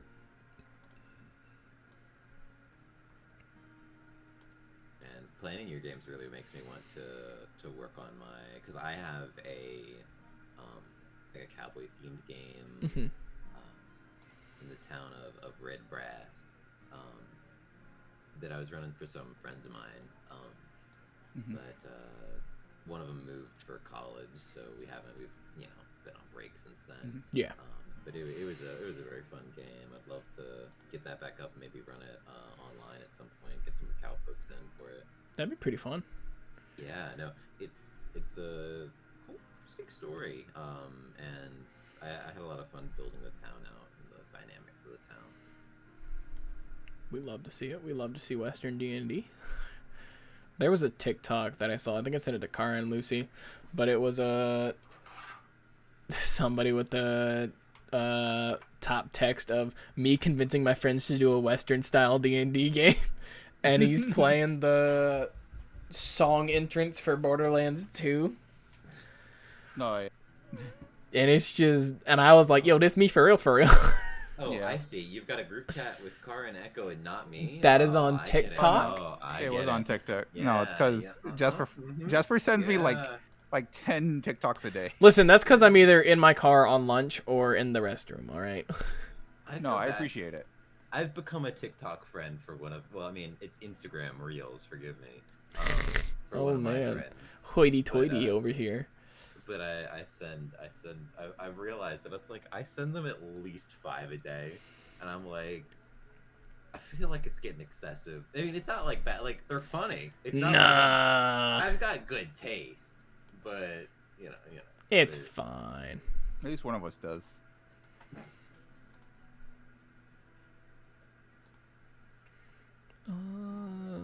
God, this ticks me off a little bit. Don't you love when technology works perfectly? It's so good. Nah, I think it's cringe when stuff works as intended. Kinda Let chaos reign. cringy. Kringe. Oh no, cringy.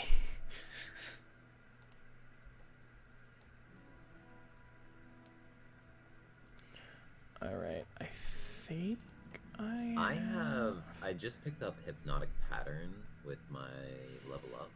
Mhm. Oh yeah? Hypnotic Pattern's a pretty sweet run.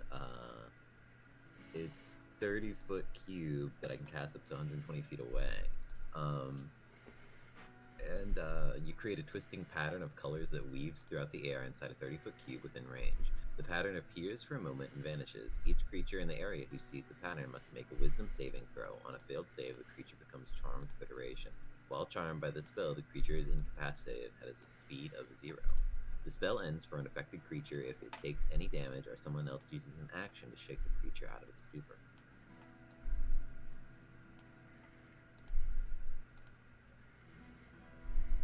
So, as long as I'm concentrating on that, I can take out a number of them, because this might be a little long too. I could get the red guy, the purple guy, the orange guy, and the cross guy. I think.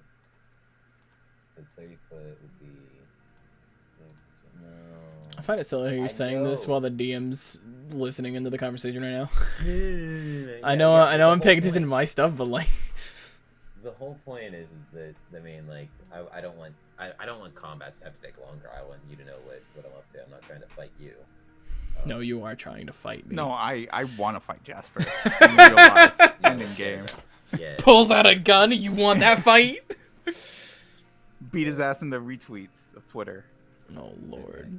So, yeah, no, I think it's actually better if I get blue, yellow, and the cross guy, because I can get those 3. I'm armed with boba tea for stress drinking.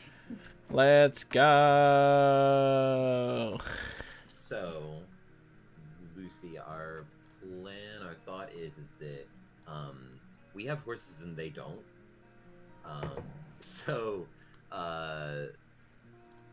Plan Maybe is- don't get off the horse.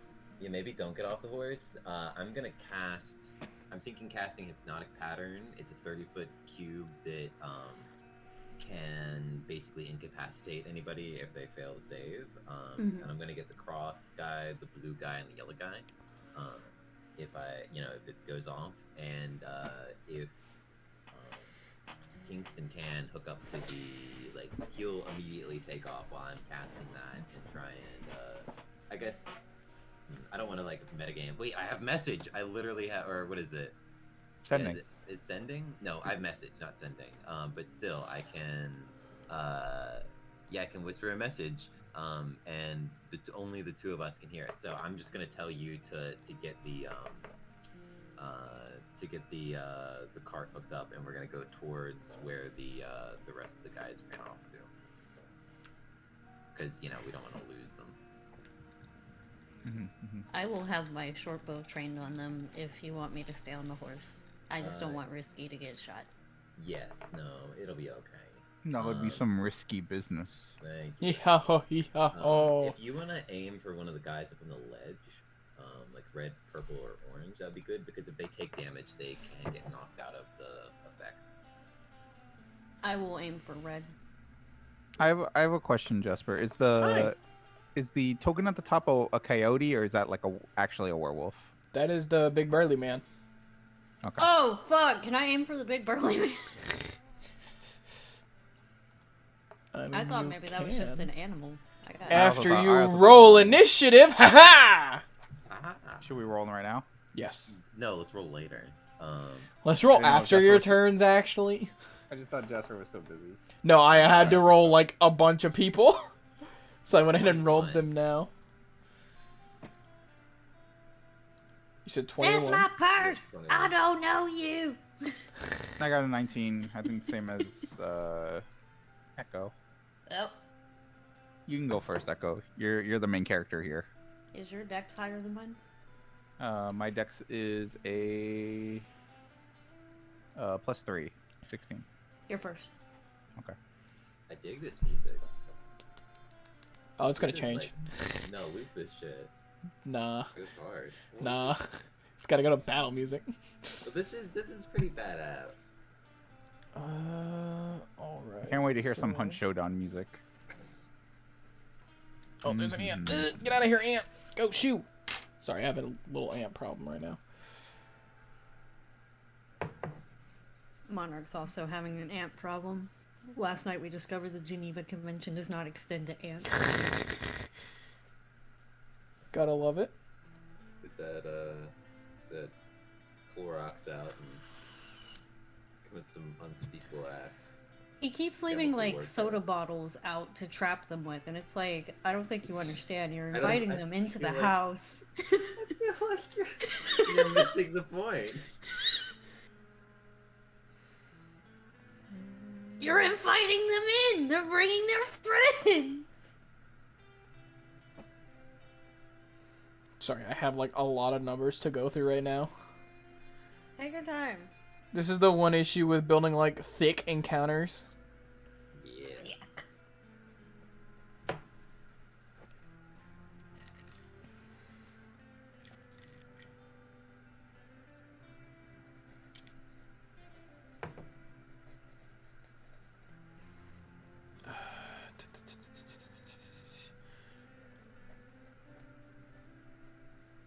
All right. I feel like I should be ashamed. I put my boba tea in a Joe's Crab Shack cup. I feel like there's not an issue there. It's fine.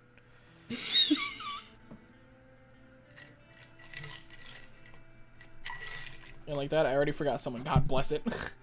Woo! Perfect. Gives me enough time to actually go get some more fruit punch. Yeah, you're good. Fruit punch, fruit punch, fruit punch. Damn it, why did I write that?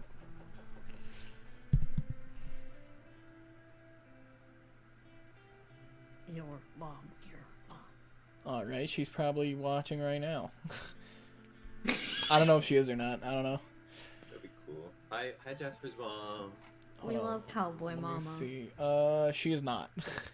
At least according to the Twitch directory, she is not. Or the users in chat. Ooh, excuse me. Alright. I got the order. We're just waiting on Kara. Casey, you are first. Sweet. I will cast Hypnotic Pattern on those nerds, the yellow, blue, and cross. Okay, and what do they need to do? They need to make a Wisdom saving throw.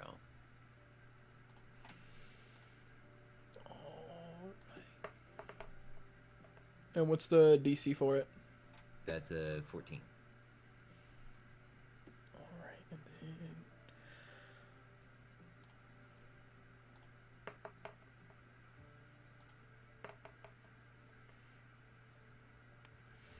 Alright, so yellow fails, but blue and cross win. Damn. Well, one of them will do. Alright, what does it do? Basically it incapacitates them until somebody wakes them up. What are you Yeah, supposed to so make up?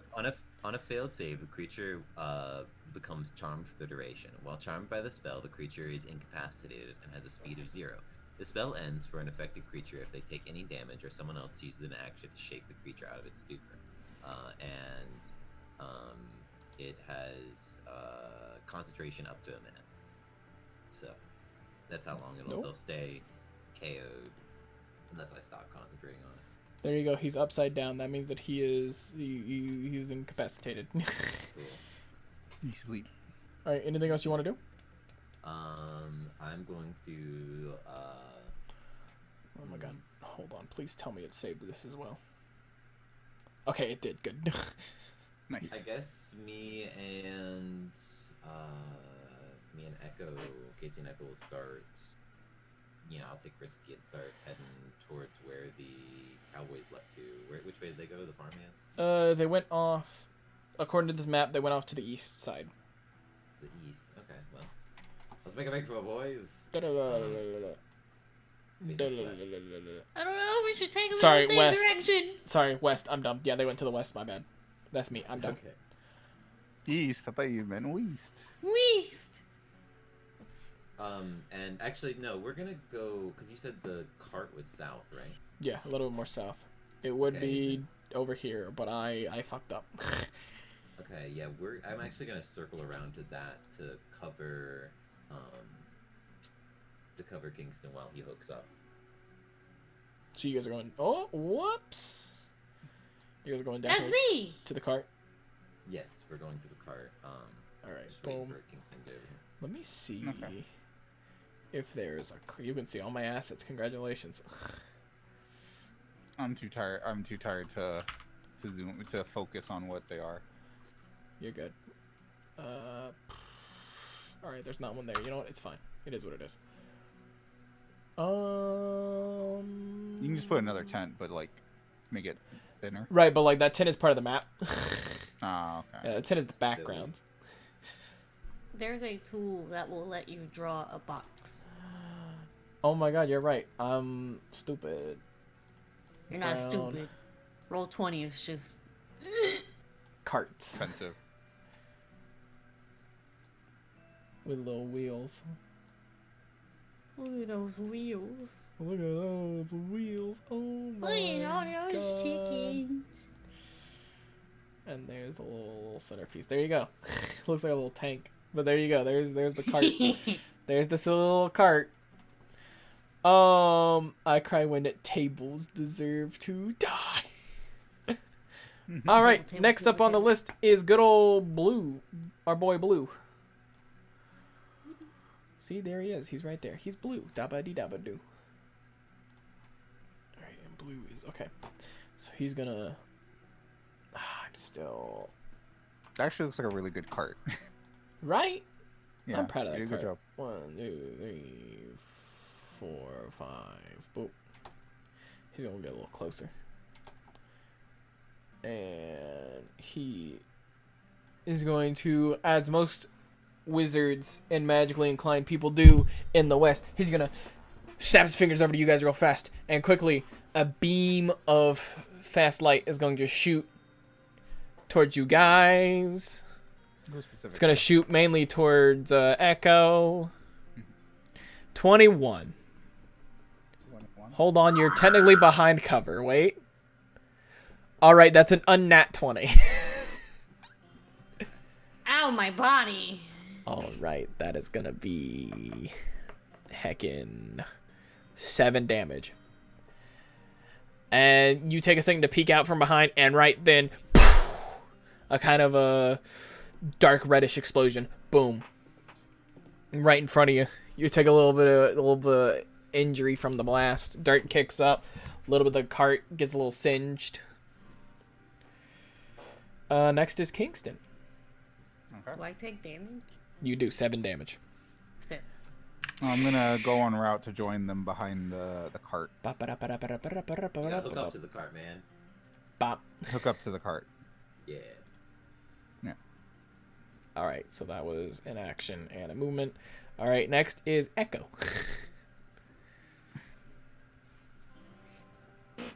Oh boy.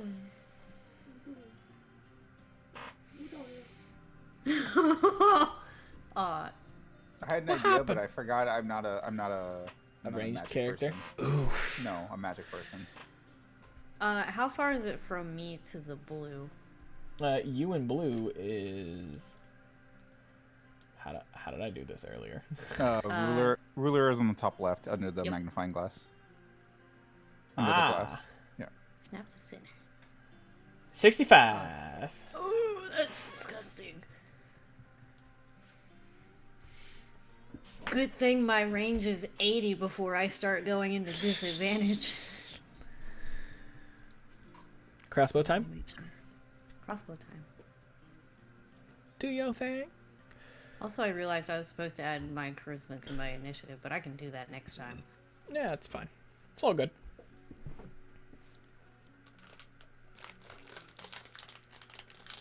Alright. I will try and poke with a short bow shot to just kind of keep them back, hopefully. Alright, roll to hit. It was about to be a 17, and then it rolled onto a 3 for 8, so it's more of a pot shot. It hits a rock near him and he's like, ah, yeah. He wasn't happy about that. You stay back from me! I will shoot you! Across the other side of the tent, you just hear, boom. Oh, no, hold on. I gotta use this. Boom, boom, boom, boom, boom, boom. And you see him. Okay. Everything is just acting a little silly. Thing, Jasper, by the way, if you click a token and then just use your mouse keys, it'll just move them one space over. 50. Oh, well, this works too. Or, I mean, your arrow keys. Sorry. No, I got you. And You're I good. realized as a bonus action, within 90 feet, I believe I can cast Hex. Oh, yeah. Who do you want to cast Hex on? The Wolf Boy is not there. He is... He would be back. Yeah, he's further back. He's too far away. If I'm not mistaken, you said 90? Yep, 90. Blue, yellow, cross, and that's going to be too far away. Yeah. Yeah, because he's like all the way up there. Yeah, they're technically 100 because they're 15 feet up also. But yeah, he was a little too far away. Give me the cross. You want to cast Hex on the cross and remind me what Hex does? So I place a curse on a creature that I can see within range. Until the spell ends, I deal extra necrotic damage whenever I hit it. It also will have disadvantage on an ability check that I choose. And if it drops to 0 hit points before my spell ends, which it's up to an hour, Oh my god. I can use a bonus action to move it to a new creature. Okay. What's the disadvantage? I'm going to choose dexterity. All right. You see this kind of mist hover around him. He ain't happy about it. He's very angry. Big man's turn. He growls and he doom doom doom doom doom. He's charging. He pulls from his back kind of older antique kind of spear, and he's coming up towards you guys. That's in his right hand, and his left hand, real quick, he draws, quick aims a revolver and fires over towards Kingston. Okay. My AC 16. And he's at disadvantage because you're behind cover. 9, so it does not hit. It hits the wagon, hits one of the moonshine. You hear. I put my mouth up to it as it's like dribbling out. I'll take that. All right, so that is him. Now we are on to the boys on the hill. Or not the boys on the hill. We're here to this boy. Green, as we are going to affectionately call him. He is... Nope. 5, 10, 15, 20, 25... He's going to go right there. He's going to peek out from the tent. Let me double check something. Yeah, perfect. He's gonna pink out from the tent and, like the other one, snap his finger real fast over towards Kingston.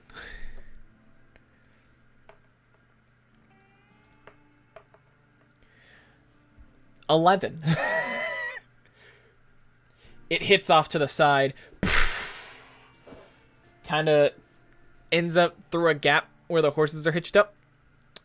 The horses are not having a fun time. They're freaking out.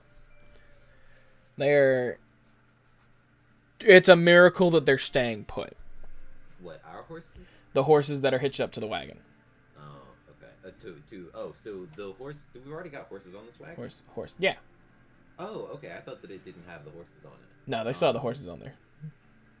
My bad. That was on me. Okay. Well, they were kind of nearby, like right at the wagon, but they weren't like hitched up. You guys technically did hitch them up real fast. In that case, I think I could trust Risky to take care of Echo, and I could probably hop on the cart and drive it. All right, well, that'll come around on your turn, buddy boy. Yeah, I was just letting you know what I was thinking. Next is this boy. And this boy, if I'm not mistaken, can... Oh my god, I can't scroll down. Yeah, that's pretty good, though. Wait. No! There we go. I'm doing my best here. Technology is not my friend, as we have proven time and time again. Oh, yeah. He is like the other ones. Oh, no, he's different. Never mind. Hold on. You see that he, like two of the other ones that are with him, have rifles. And he quickly pulls up to his shoulder, lets off a shot over towards Casey. No. How does a 7 do? It does not do. Hits another bottle. The bottle starts pouring out as well. No. No. I'd rather take the hit. I drink that one as well. Hey, I'm drunken fist for a reason. It's true. It's true. Can I get off like a quick shout at them? A quick, just like verbal abuse. Yeah, sure. Go ahead. Your fight's with me, not with them, not with the cart, with me. You want to shoot somebody? Shoot me. I look over at Echo. It's like I don't want them to shoot you. I can take it. I can take it. Honestly, I'd rather they just keep shooting the cart so they waste all their ammo.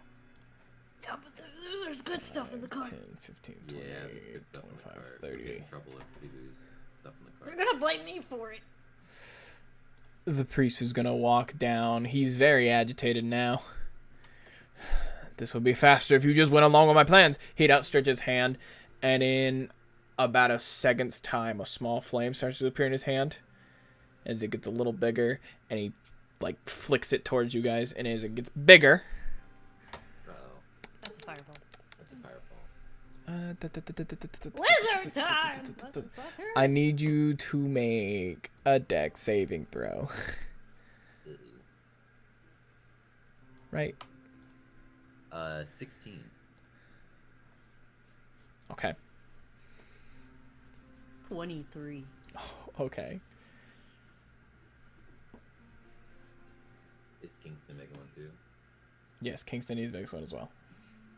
Oh, risky? Yes. No. Risky is fine. Risky is simply more powerful. What did the horse get, Casey? God, okay, I'll roll. Can I add my animal handling to this? Yes. Okay. Kingston If would... they hurt Risky, everybody's dying. That's a 14. Okay. Kingston, what'd you get? Sorry, I just got back. I had to do another cycle for my laundry. What happened? Fireball. Dex save. Dex save? Okay, let me roll that. Okay, USA. Also, he said if you went along with my plan, this would be so much easier. And I'll just shout at him from the cart. Do you see me? I'm a little girl, and you brought a big man and like a bunch of people. I got Do an I 11. look like? All right. It's a lot of dice. I just Okay, so I'm not a monster. So Risky sees this, and Risky rears up real fast and bolts, like knocking the two of you off. The other Rowdy as well rears up, bolts off. They ran off. okay. All of you are now off of horses. Casey, Kingston, you guys take 30 damage. 30? Echo, you take 15. That I'm at- KOs me. I'm at 15. That KOs me. I will just be body blocking Casey, whatever happens. I'm at 0. Damn. With that explosion, the back end of the cart catches, shatters, shrapnel everywhere. Echo is quick to jump in the way. I will say Echo take 20. Casey I'll take 20. Casey take 20 instead of 30. Okay. Cool, that leaves me at a couple. You are all knocked back, but you all can kind of catch yourself a little bit. That was a hell of an explosion. That Yeah, was... You don't say. They are not fucking around.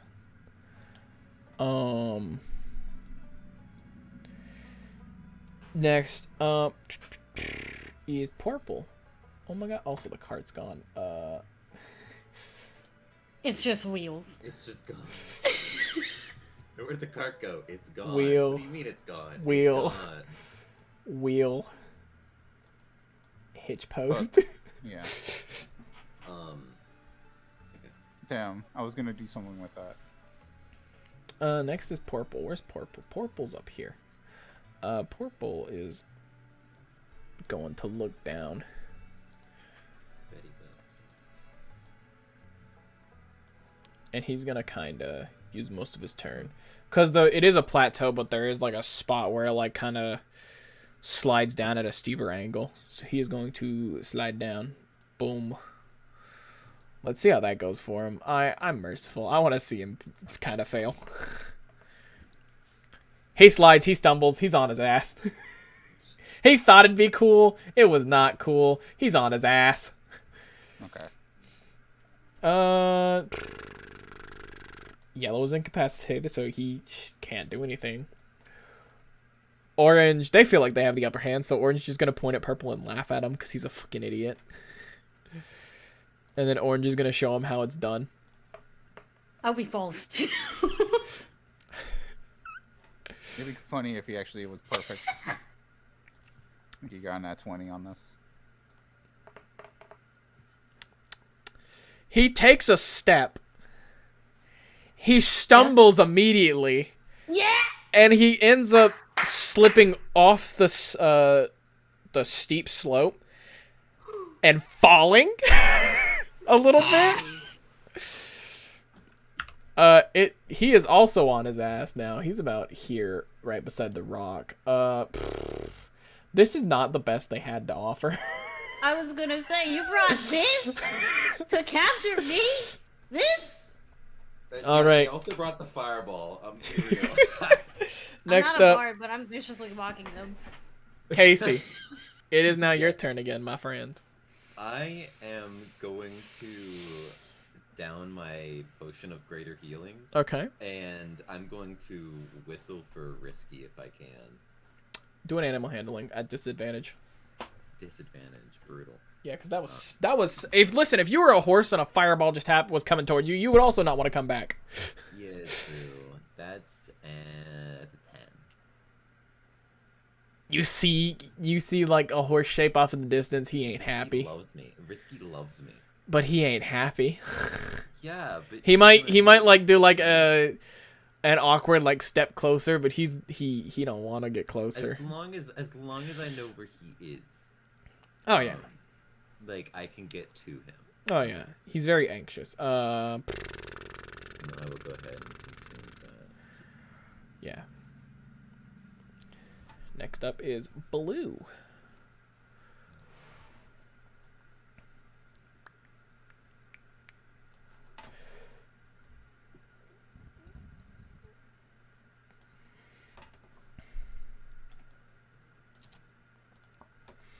I'm still body blocking the other two with my life.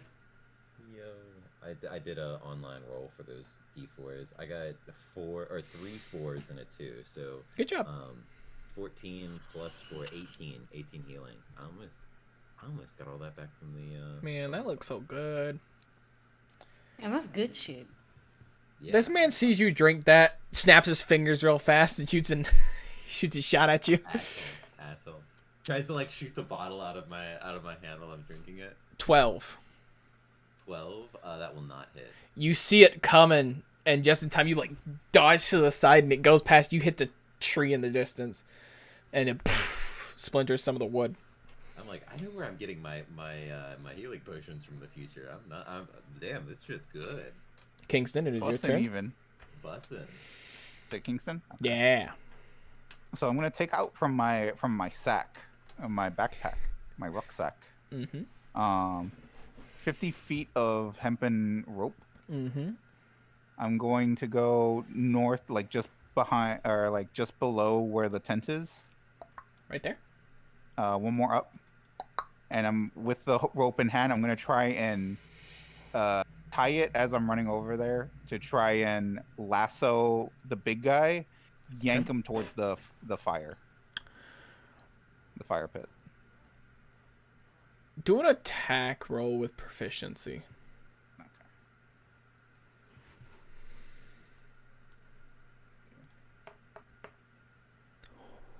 Yeah, I'll just do an unarmed strike.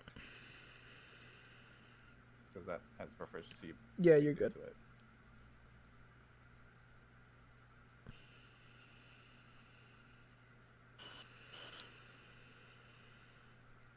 That is 22.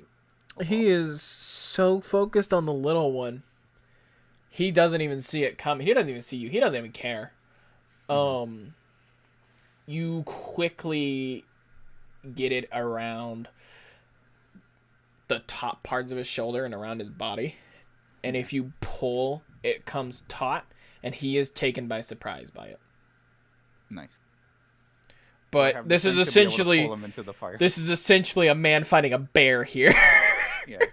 I was hoping for like a contested like athletics check to see if I'm able to hoist him into the fire. I'll be back in a minute, guys. We'll see that. We'll see in a little bit. Echo, it's your turn. Yeah, let's see.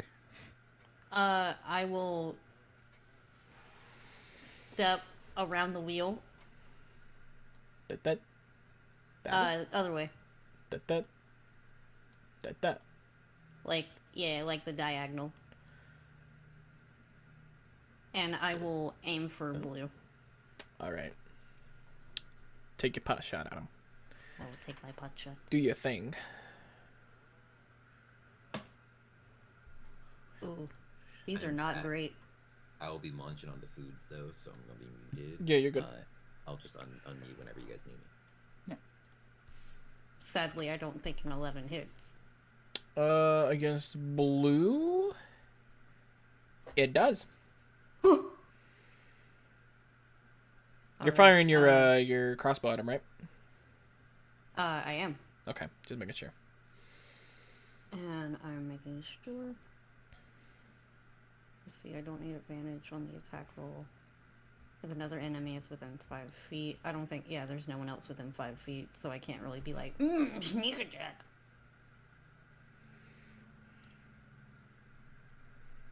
And that is 6 damage.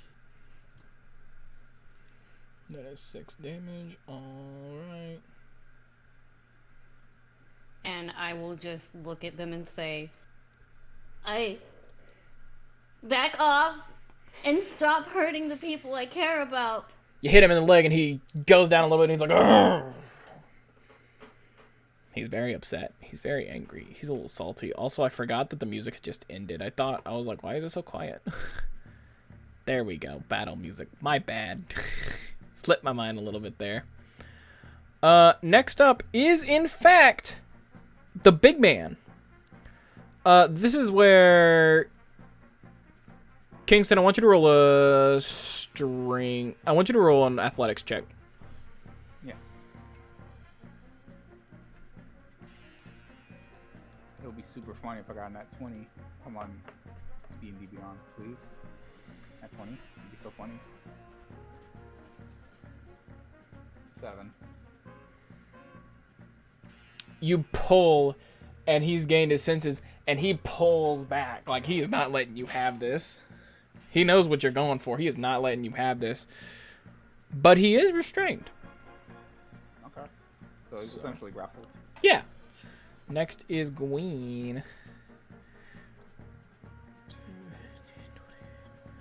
He's going to step around to the side. He's going to see the little bit of Kingston. He's going to snap his fingers and send off another shot.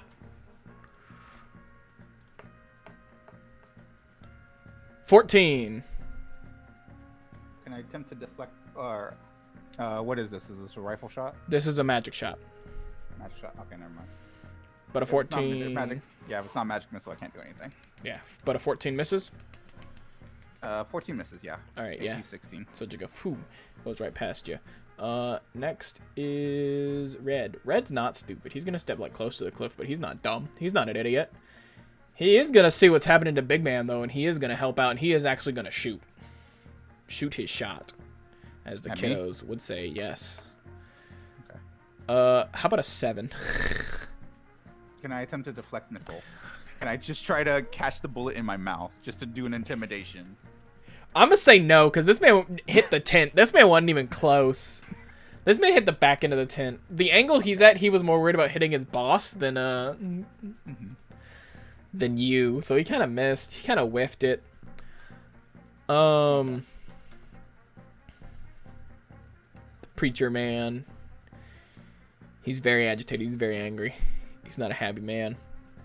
Actually, you're right, Jesper. It needs to actually damage for me to be able to You're good. deflect missile. He's gonna.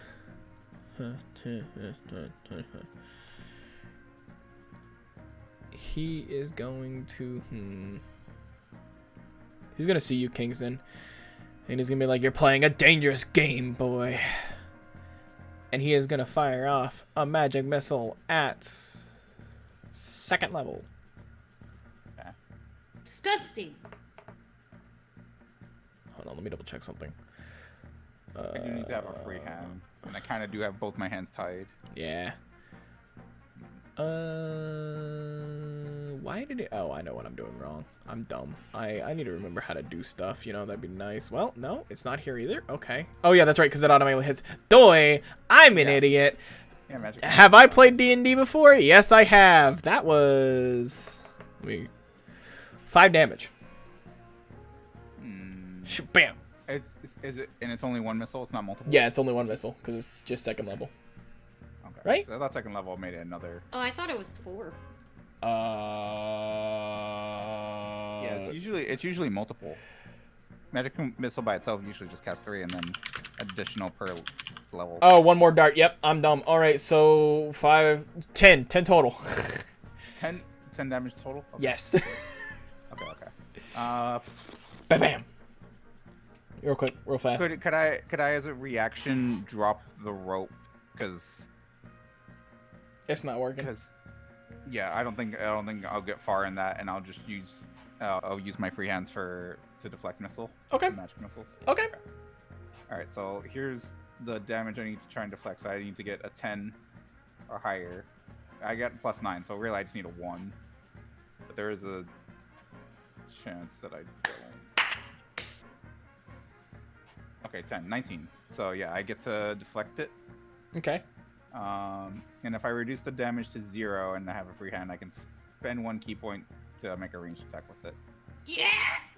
All right, so you were doing some fancy deflecting and shite. Yeah.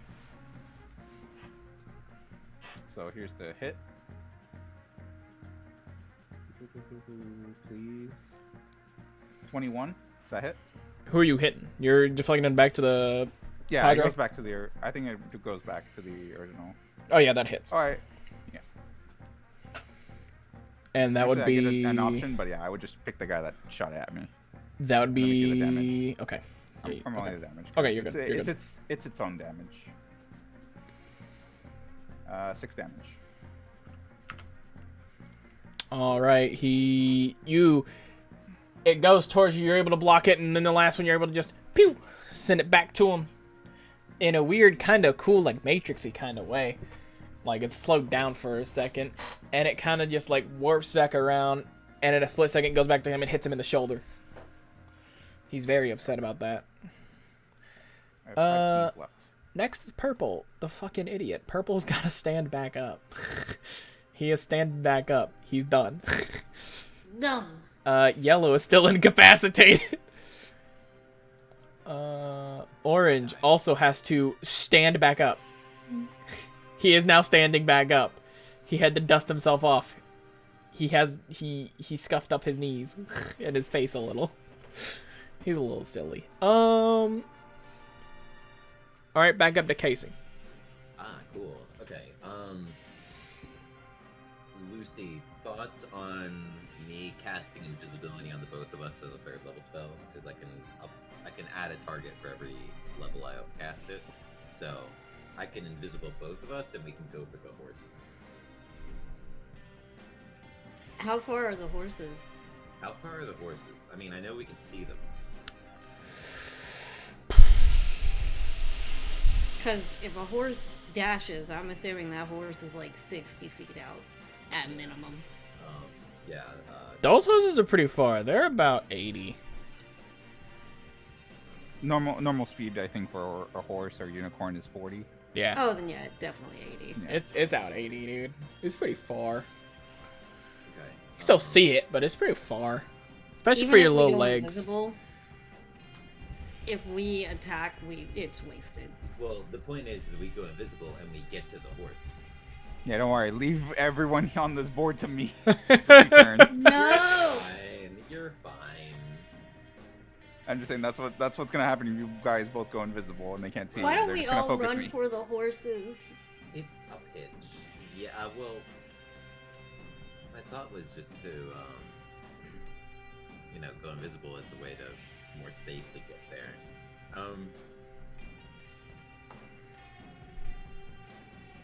I could cast it on the 2 of you and try and get risky for me. See if I can finally get risky to make his way back over. I just thought of an idea. Holy shit. Yeah, what you got? Hit me. Is it possible we could call out to the farmhands to try and see if they can make the stampede come over this way? Oh, they gone. They gone. That stampede. They're gone. Again, these are cattle just bolting. They're. Yeah. I was just thinking, man, it would be really cool if a stampede of cattle came through and it was like, none of us can do anything about it, but, more If of y'all them go would get hurt than invisible us. and run for the horses, they won't kill me. They want me alive. I'll hold them off. We don't want you to get abducted. Yeah. I trust Kingston's lassoing. What do you mean? Just What was my snatch me last- out of there. I'm joking. Alright, I think I'm on team. I make both of you invisible and try and get risky to come. I think that's You guys are free to do that. I'm just gonna try and stand my ground. You don't want me to make you invisible? I'm You not got this. leaving Kingston. You have the spells. Well, That- first I off, have, I have 3 3rd level spells and I've only used 1, so. is it touch? Because you wouldn't be able to. is touch. No, I can get to you. Okay. I should be So- able to. So you'll go to Lucy, cast invisibility for both of you, and then you'll have to recast it again for me. No. Well, I mean, I guess it's if Jasper rules it that the casting would be I just cast at the same time on both of you. Yeah. Just You're like, thinking just tap Lucy or tap Yeah. Echo, tap Kingston on the same turn. yeah, that's Yeah. my thought. If Jasper is okay with that, and ruling it that way. Hey, you guys got a plan. You guys commit to that plan. Well, okay, but we need to know. It says I can cast it on 2 people. So when you cast this using a spell slot of 3rd level or higher, you can target 1 additional creature for each spell slot above 2nd. Mhm. I'm assuming that I can cast it on both of them while moving. So like I can run, tap Echo, and then go and tap Kingston. Oh yeah, yeah. You could make it over there. Okay. Cool. I'm just making sure that's how that works. Yeah, I yeah, wanna you're be good. Like, Yeah. Yeah, I say that. I mean, I don't think we could try and hold this out, but with that fireball, I don't want to get hit with another one of those. So my 2 cents is we make a run for it. So I'm gonna do that. I'm gonna cast invisibility on both of you guys, and we're gonna run for the horses. And then once I do that, I'm gonna whistle for Risky again. All Same right. thing as before. And remind me, what level are you casting at? 3rd, so I can cast it on both. So you're quick about it. You run, you tap Echo. It's like a tap and go. You're like bam, and you run over to Kingston. You tap, and you're looking at Kingston. Yep, and I tap. Bruh, I'm sorry, he's still there. Huh? As you look, you're confused. You look over, and you see the Padre waving his hand about, and a mysterious red glow in his hands as he's muttering something. Oh, he's counterspelling. Counterspell. Counterspell. God. Okay, well, at least Echo is invisible. Echo. Yeah, the most important person is invisible for this. Yes. Okay, so. But that means I can't protect you guys. You could sneak attack. If I attack, I become visible. That's fine, but you get 1 good sneak attack. Yeah. Yeah. The closer Crossman gets to that blue guy, he's getting hit. Okay. And god damn it, I got a 20 on the disadvantage. On the disadvantage, so it's a 5 plus 8. That's a 13. 13 on the animal handling. Risky's getting a little closer, but he's still real skittish. This is a fucked up situation, and he knows it. He's my horse. He's my. I know he's worried about you. Like you can see, like he's looking. He's like, I need to find a good moment to get over there, but he doesn't want to also explode in a fiery explosion. Yeah, I don't blame him. He's got the same mentality of you. Like you guys are so close. He's like, I don't want to die from an explosion. Neither does this man. I gotta find a way to get over to him and not die. Okay. All right. Fair enough. I'll take what I can get. All right. Next is Blue. So Echo, you are hidden. You're a little sneaky baby. Blue's gonna look around, grunt something. If he's anything like me, I know exactly what he's doing. He's gonna step over there, and he is going to look at the 2 goofballs that are right in front of him. And he's Call gonna. him Goofy. You've seen your pals over there on the cliff? He not paying attention to them. He gonna wave his hands about. Flames are gonna show, and he's gonna send it out towards Casey. Mm-hmm. I need you to make a Dex saving throw. Did you say me? Yes. Yeah, Casey. Okay, thanks. Dex saving throw. That's gonna be it's a 10. You make it just in time. You see these fires coming towards you, and you quickly do a ha. Do you move out of the way? You like duck out of the way real fast. I'll even do this.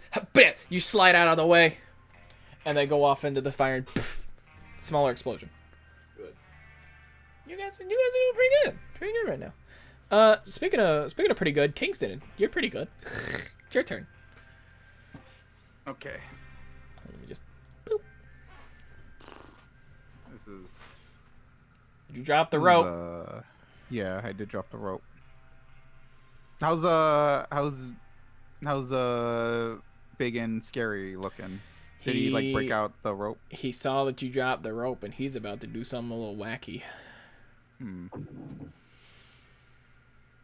I re-grabbed the rope.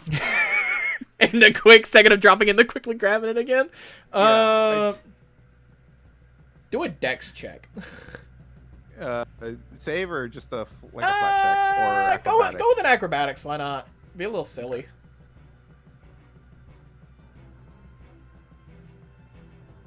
Please work out. Please work out. Please work out. 21. Yeah, you quickly grab the rope again and you're tugging it. Next is Echo. Echo, you are invisible and the blue man is right there. I would get advantage on an attack roll. You would get advantage on an attack roll, and he's right there. Put me up there. Like right on him? Like boop? Mm-hmm. Oh boy. And what I'm gonna do is I'm gonna pull my short sword up. And hopefully I don't fuck this. Because this is already bad rolls. Mm-hmm. God! Even with advantage, that's a 9? I rolled a 9 and a 7. Jesus. Any plus or minuses? That's with my plus Oh, 5. that's with the plus? Oh my god. That's why I'm saying my rolls are bad. You go to schwink. But when he was casting that spell, you were trying to schwink for his hands to stop him, but you kind of like missed a little bit. And he felt, he like felt a little disturbance, so he quickly like bats his hand down. And they all know you're there now. You're not invisible anymore. I will bonus action. Mm-hmm. Dash. Where you dashing? Towards Kingston and Casey.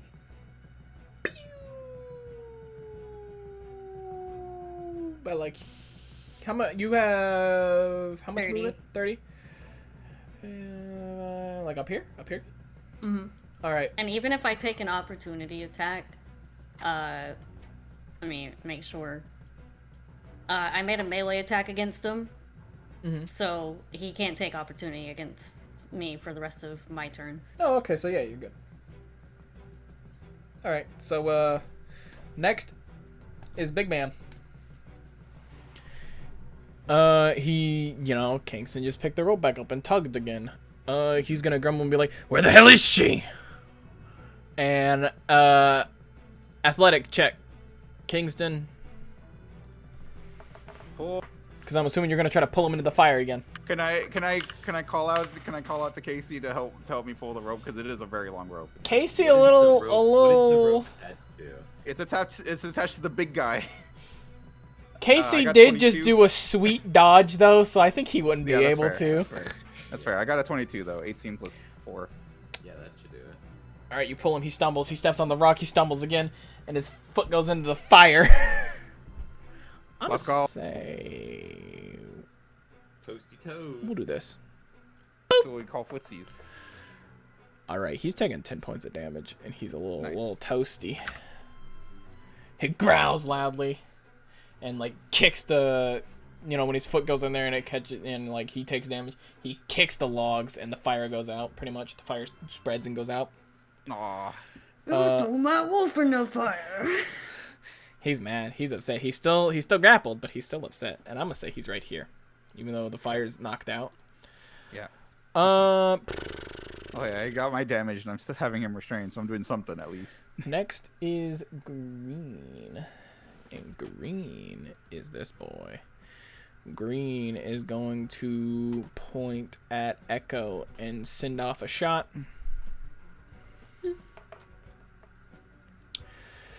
But as he goes to, he snaps his finger like most quick draws of magic do, and it crackles a little bit in front of him, and then poof, right in his face. Taking 7 points of damage. Holy shit. Ooh, is his magic going wild? He fucked up a little bit. Woo. He did roll a nat 1, and it does wacky stuff. As in, I just like it. fizzles out and explodes in your face. So next is Red. Where the fuck? Oh yeah, Red's up on the hill. I forgot. He's the smart one out of the group. Out of the 3 stooges, he's the smart one. He's taking a pot shot at Casey. Oh, how kind. Good thing it's at disadvantage though, because he's far away. How does a 7 look? Not great for them. pings off the wagon wheel and goes off, ricochets off to the side. You're fine. Can't touch this. Annalise, if you have a plan, do it now! The priest says out loud as he quickly Cast another fireball. Got it. as he quickly juts his At hand best. out towards Echo.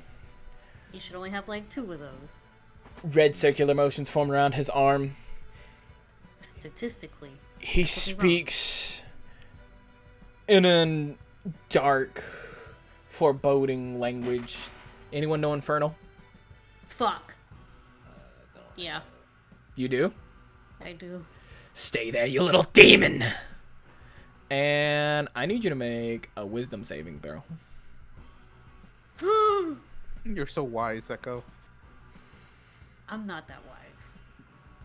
You're so pretty, Echo. Little cutie patoot.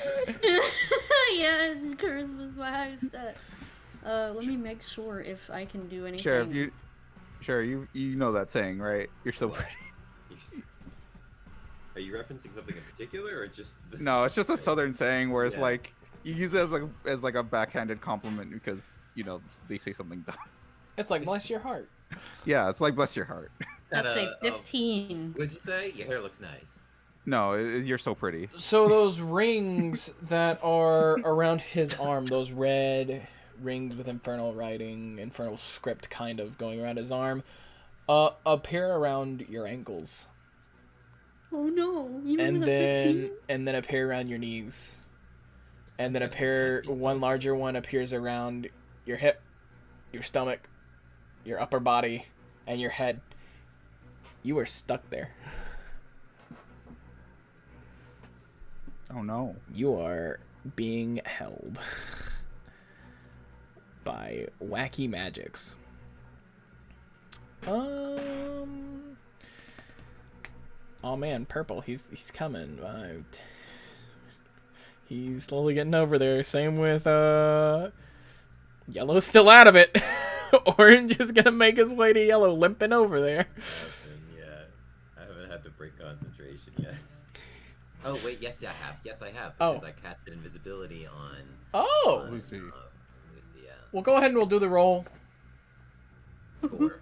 Oh no, because oh, it was moving from really- concentration to concentration. Yeah. So, Oh, so he's just out of it. yeah, He's it's good just- now. Yeah, he's good. Oh, okay. Well, we'll just say that Rise he's and slowly shine, starting to wake up. Sleeping Beauty. He's starting to wake up, and he's like, "What the fuck? What just happened?" And he's gonna He just- slowly start getting up. He just took a round or two to just like Take a little nap. Yeah, take Little a little nappy nap. time. He deserved it. I want Normalize villainy taking rests. I want Kingston and Casey to roll a perception check Both of us. with disadvantage. This is little.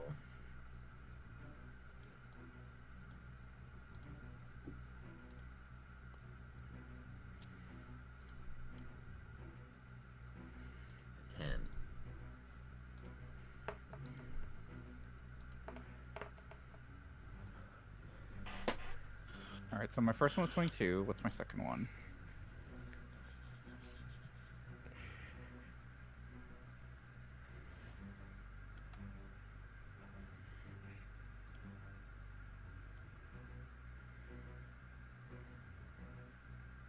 My second one was 16. Okay. Next up is back to Casey. Hey. So right now you see the group, the bad guys are slowly starting to get their shit together, and Echo is surrounded by red rings and it cannot move. Ooh. I'm digging my fangs Can into I- one of the rings. Can I cast spell magic? Sure. What level? Oh, this spell magic's at 3rd level. Girl, you good? Wait, isn't she invisible? No, No. she It lost her broke invisibility when because she missed. Oh, okay. Yeah, I she attacked. Nice. Okay. Hypnotic pattern is very useful, but also.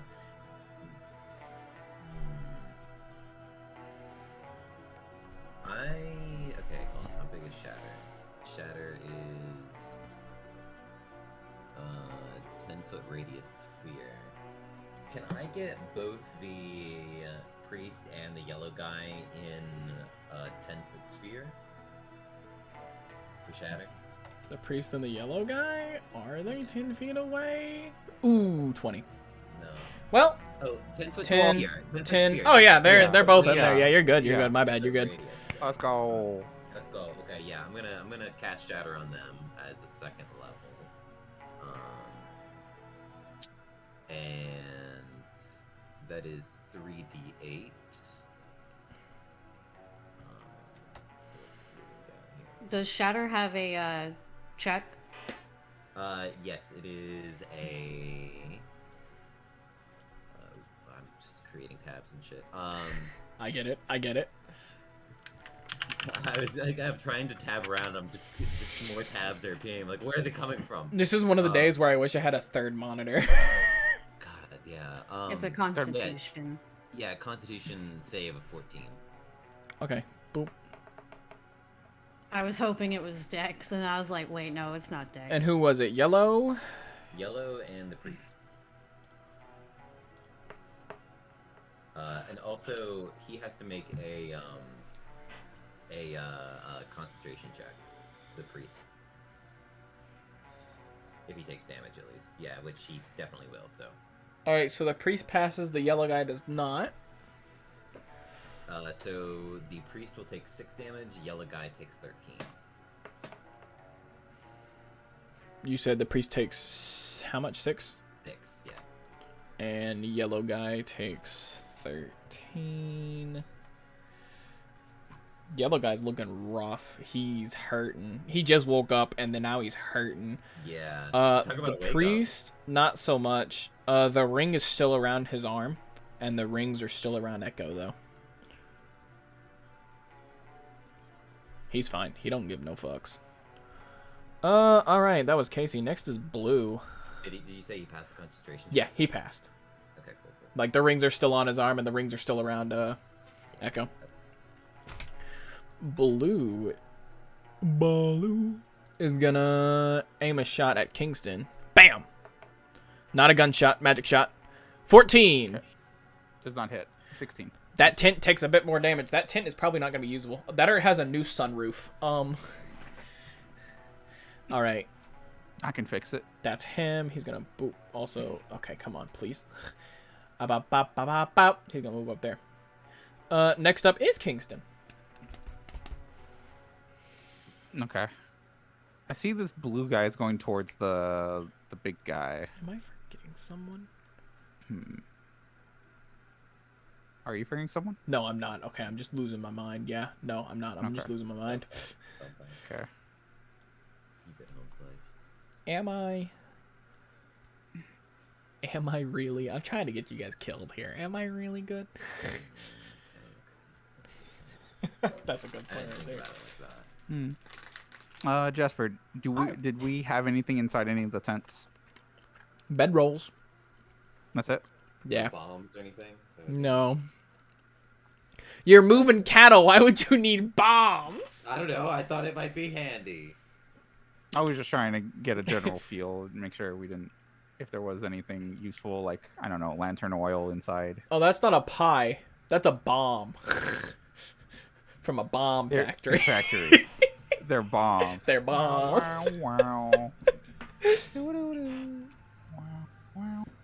Okay. Oh shit! You guys could hear the music from another window too. Yeah. Shit, that's nice. All right. Yeah, as long as you're screen sharing, we can hear it. Well, they're in completely different windows. That's why I was like a little confused.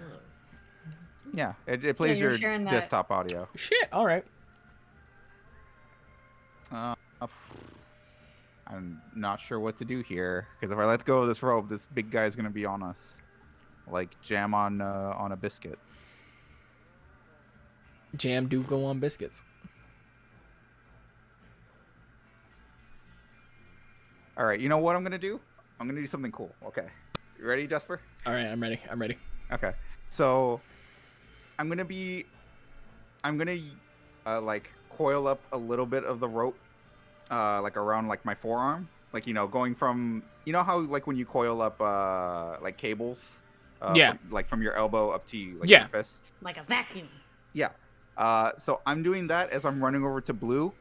I'm going to take it, put it around his neck, and basically like Oh my god. like DDT him down with the rope. Hopefully it's taut enough to also bring the guy the big guy prone. I'm basically doing a wrestling move with rope. Shoot, what's his name? He does D&D stuff also. He's a dungeon master. Brennan Lee Mulligan. Yeah. You know he has that one roll where it's like what does he call it? What does he call that roll where you roll 2 Box of dice? Doom. Emphasis? The emphasis roll. I want you to do that. Roll 2 dice. And then whichever one's the furthest from 10. Yes. Yeah, I was reading up about that. I want I've you to never do seen that. his- Yeah. I've been So waiting for this. what do you want me to roll? Just 2d20s? 2d20s. itself? 2d20s. All right. Because honestly, I saw that and I'm like, I love this.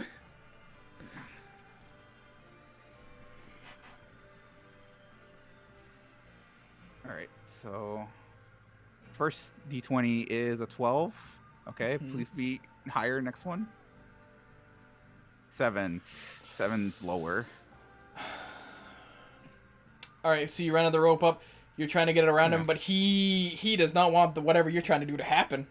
He don't like it. He's fighting you back. You both are technically grappled with each other while you're also grappling the Wolfman. I'm grappling as many people as I can right now. Please. Oh, this is a little silly. All right, next is Echo.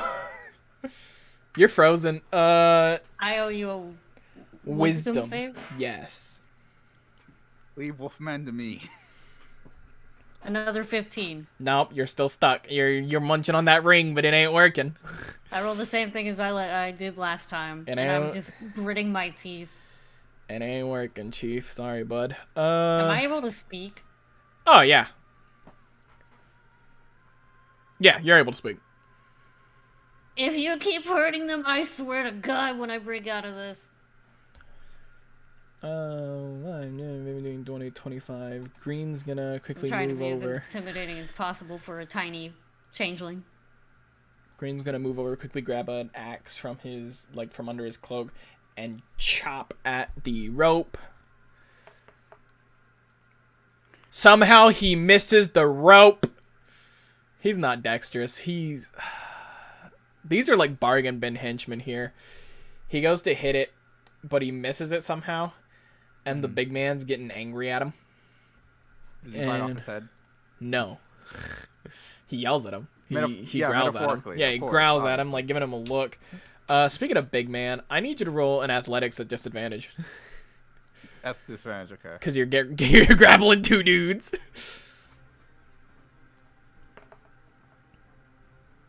Let's roll the other one here. Okay, that one was 7, and the one on d20 is still rolling. 7 plus 4 is 11. Okay, 11's the lower one. All right, so in that moment of that man failing, he's like, fine!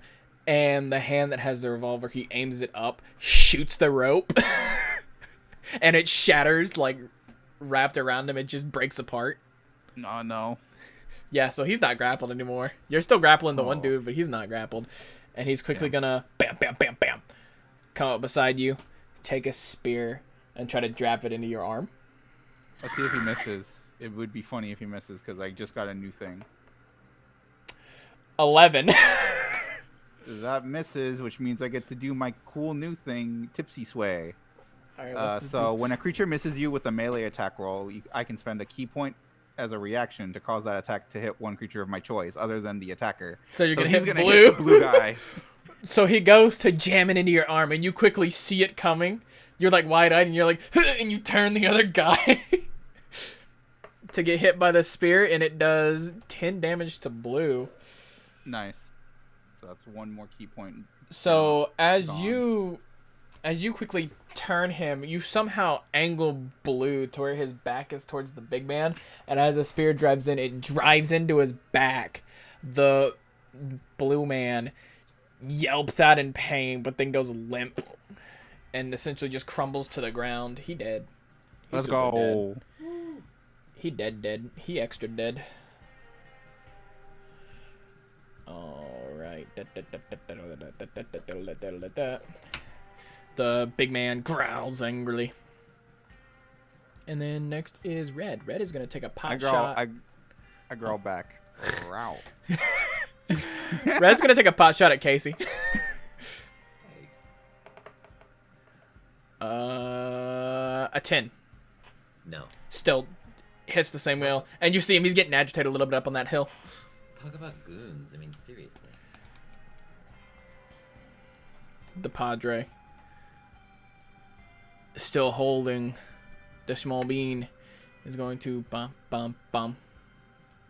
Take a few steps back. Where the hell is she? Alright, next is Purple. Purple is going to 5, 10, 15, 20, 25. Step down here. And he is going to do a little fancy snapshot. Bam! At Kingston. 11. Misses. Goes wide. Hits the tent. These tents are not having a fun time. These tents are getting real damaged. Yellow is... What is Yellow at? Oh, yeah, Yellow's hurting. Yellow is reeling from the fact that he's just having a bad day. He is going to shoot at Kingston, though. Like, shoot shot. Like, gunshot. He misses, too. It goes wide. These are not good henchmen that they brought. No. They're actually like bargain bin henchmen. 1, 2, 3, 4. I mean, that's giving them a lot of credit, actually. 6. Orange is going to do the same, but this time at Casey. Alright. I'm just... 16! Hey, that finally hit. Finally! 4 damage! 4. Oh! Ooh. I want you to know he rolled a 1 for damage and it's a +3. Oh my god. What is the die? It's a D12. Oh my god. I will just say that now. It's a D12. It nicks you across the shoulder. It hurts a little bit, but you know, it's not. He's the first one to hit, you know? No, you know what it is? It hits my hat and my hat goes No! And it causes emotional damage. Yeah, it causes emotional damage as I grab my hat and put it back on with determination in my eyes. I'm gonna get these guys. And that was orange, you said? Yes, that was orange. Okay. Where is there? It is. Yes, because you're gonna remember that. Yes. Oh no, that's not. Remember who wronged your hat. There we go. That's a big knife. So beside Echo in this moment, Cast knife on him. coming out of nowhere is a woman, but with a snake's lower half. What? Seemingly out of nowhere. She quickly comes up, quickly wraps herself around Echo. And as she does that, she takes a knife out of her belt real fast and chucks it at Casey. Can I bite her? No, you cannot. She's throwing a knife at Casey. Oh, she's throwing a knife at Casey. No, 12. No, she doesn't. All right, so the knife sinks to your, like, right in front of your foot. And she's like, stay back if you want to live. Okay. She's angry. She's scary. She's actually very scary, dude. She's like a snake woman. Like, more snake than woman, but still, Oh, like... she's like the bad UNT. Yeah, she's a bad lady. She's a bad mamma jamma. Does she rattle? She does have a rattler, actually. Yeah! Yeah. We love that. We'd love to see that. Casey, speaking of which, it's your turn. This woman just threw a knife at your foot and yelled at you to stay back and hissed as her little rattler went... Okay. Do the Resident Evil or stuff with the knife. Pick it up. I was thinking, but at the same time, I'm also thinking that it might be a good idea to shatter the purple, orange, and priest Kagan, because I can get all of them in one hit. Hey, it's up to you, Chief. I think you can also hit yellow. Yeah, but purple's closer, unless yellow's already been hit. Oh yeah, he has. Okay, yeah, I'm gonna go for orange, priest, and yellow. All right.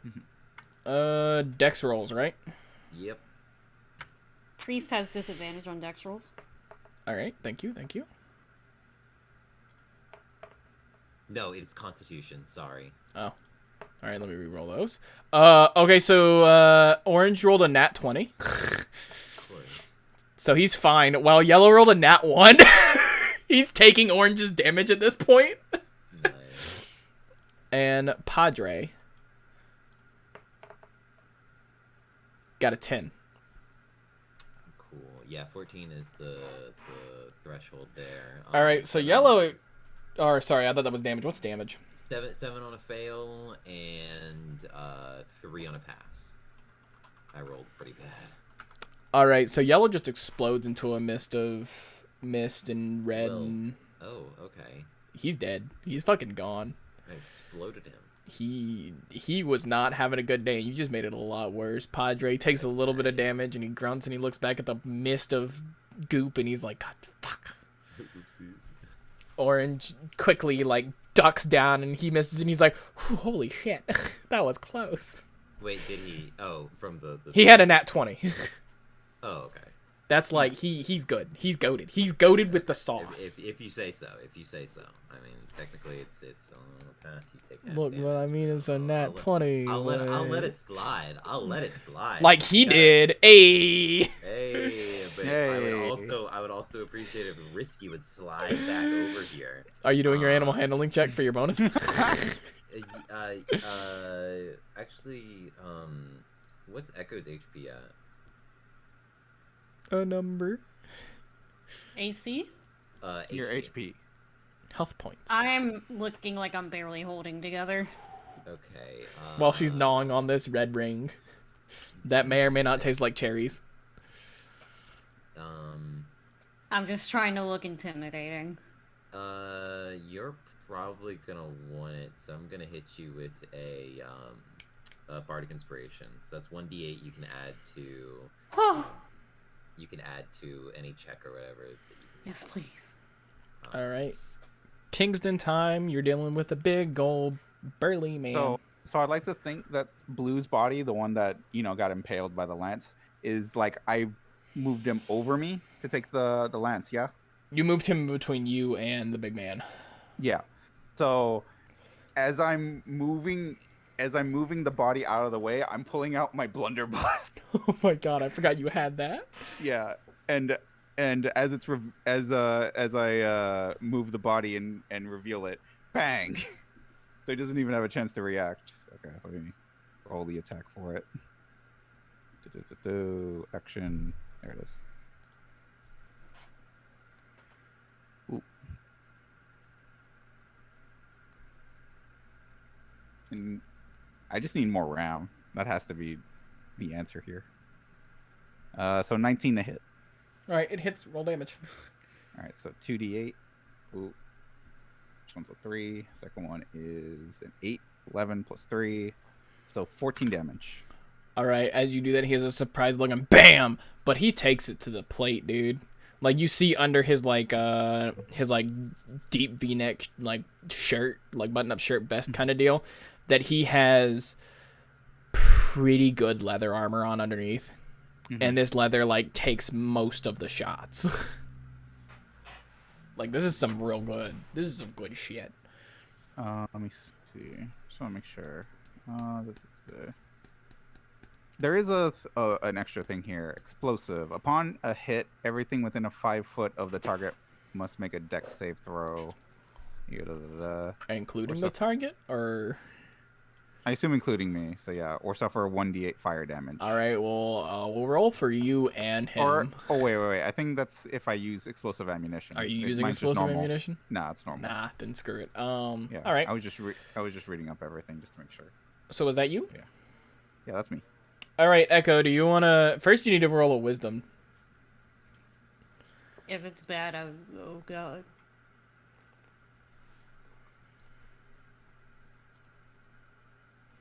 A natural 1. You're not breaking out of these, dude. You're not. I'm telling you, I have the Will Wheaton dice curse. It's been happening since the first session. Did you add the d8 to that? I don't think the D8's gonna save me on a 3. Oh yeah, no. It's I rolled not. a nat 1. Oof, yeah. All right. So with that, it's big man time.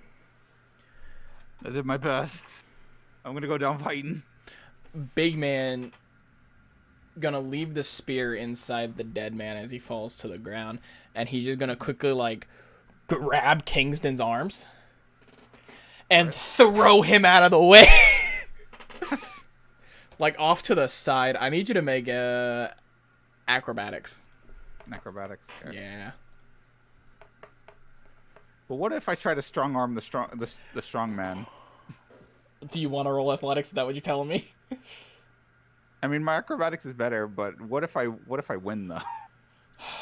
Go ahead. Roll. All right, I'm rolling for athletics. I'm rolling to overpower him, and when he tries to throw me, I don't actually go flying because I grab back. My feet then land on the ground, and then I chuck him. So let's see, 20. I rolled a 3 plus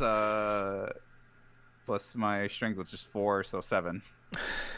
So he grabs you, you plant your feet, and in a quick motion, your feet come out from under you because he just does a swift kick and chucks you to the side. Boom, boom. Ow. 10, 15, 20, 21, 30, 35, 40. He's going to, come on, let's go. Uh-oh. 45, 50, 55. I'd say like 2 damage. Okay. It's not like you're falling from like 15 feet, you know? What if green? What if green caught me? Nah, you landed right in front of green. Okay. Speaking of which, guess whose turn it is? Green. Yeah, he's got that little rink-dink hatchet in his hand. He's gonna try to like just swing down. How does a 12 look? It misses. Yeah, he fucking sucks at his job, dude. He also the playlist stopped again. Let's go. You love to see it. Mm-hmm. I should really pay attention more to that. This is why I have music in another tab. Fair. I just don't have it on repeat because I'm a little silly. We'll just loop this one. It'll be fine. So yeah, he goes to swing down on you, but you like roll it over the side and he embeds it into the ground and he's angry. He's upset with himself more. Red is still up on the cliff. Red sees the situation and he slides down.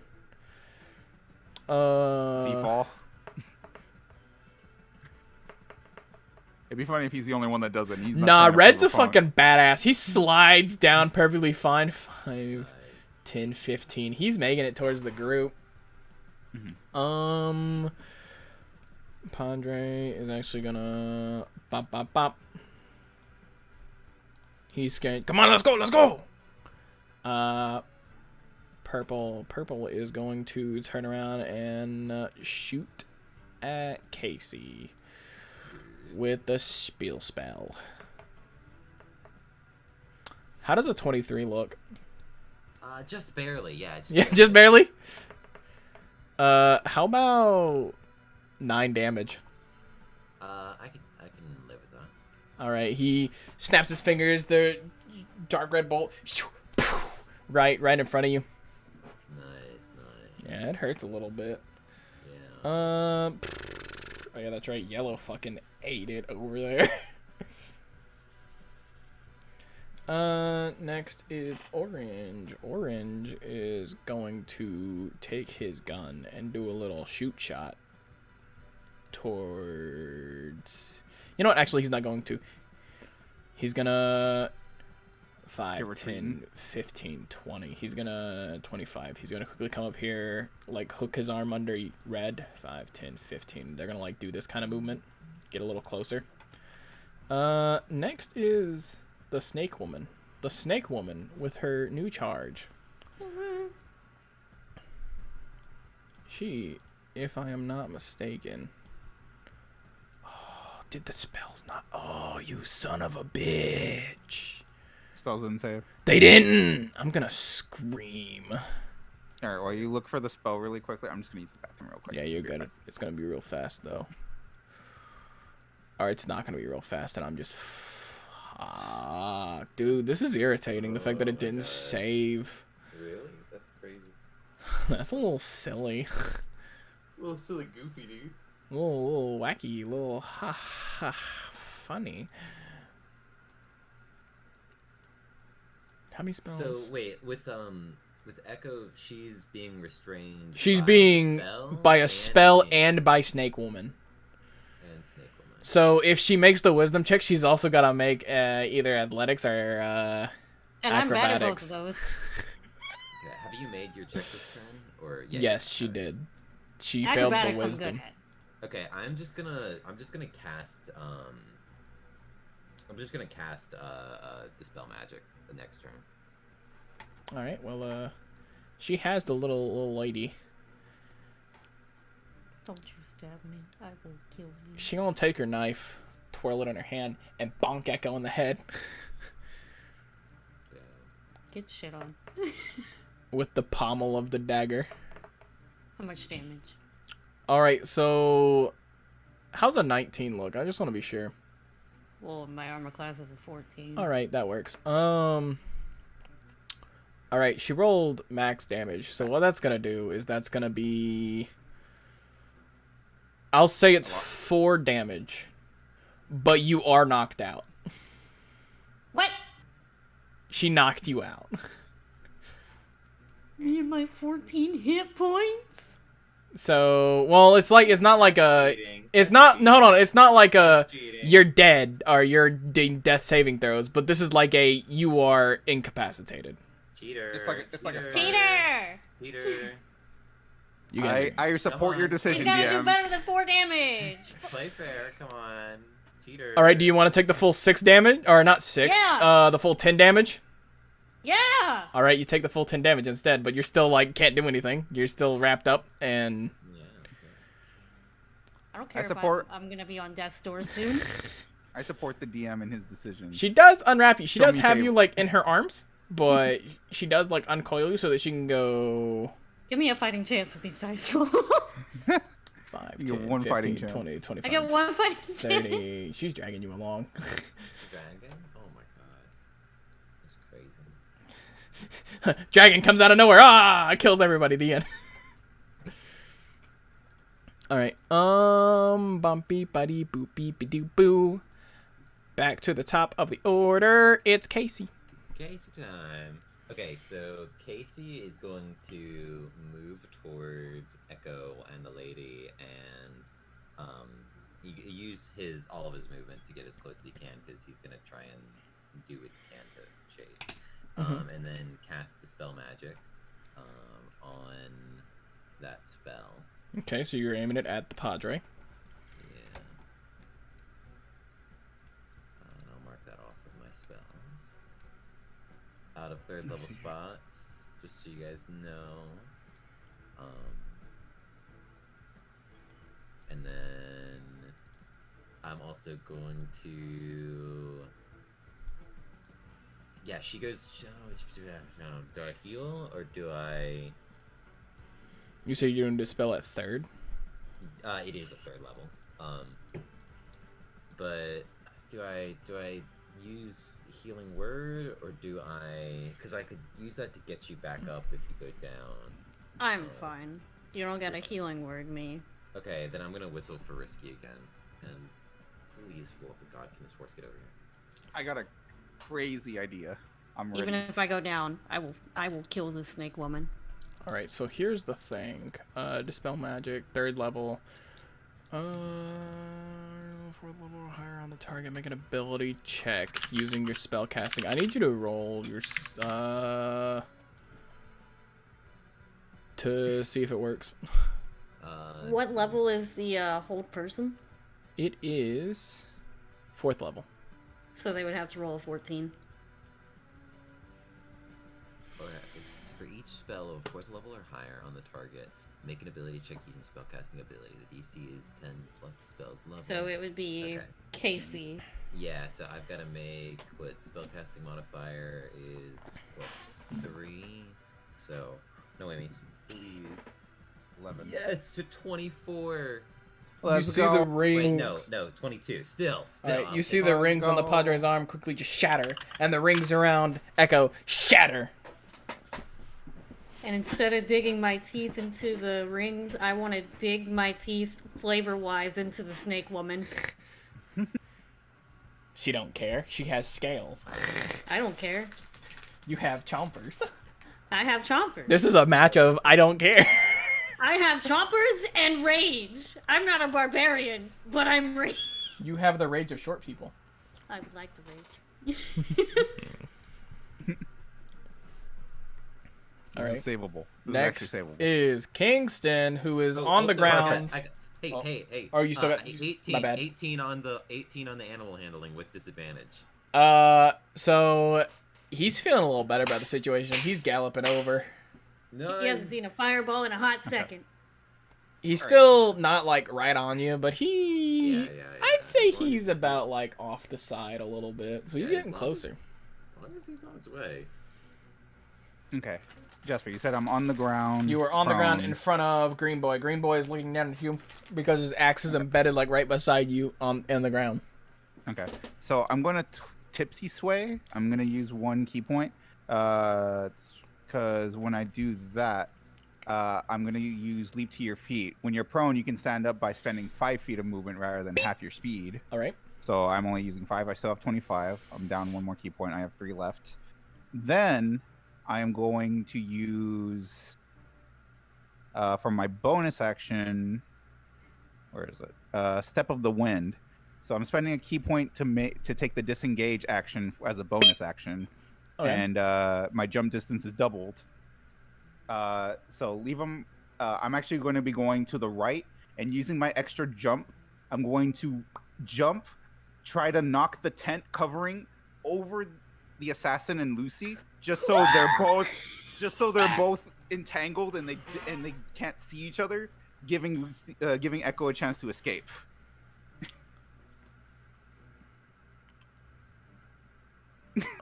Jasper?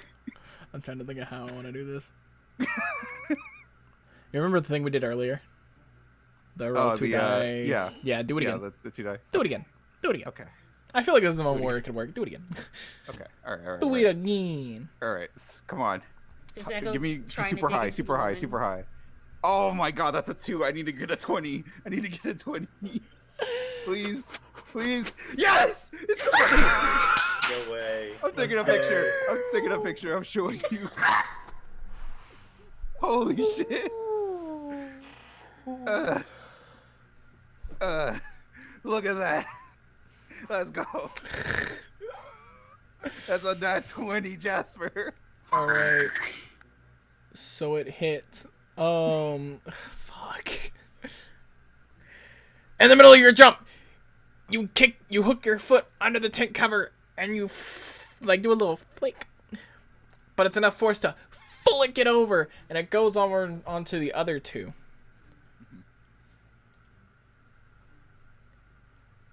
I want to try something. This is the perfect time, Casey, for you to cast invisibility on all of us, and we just run.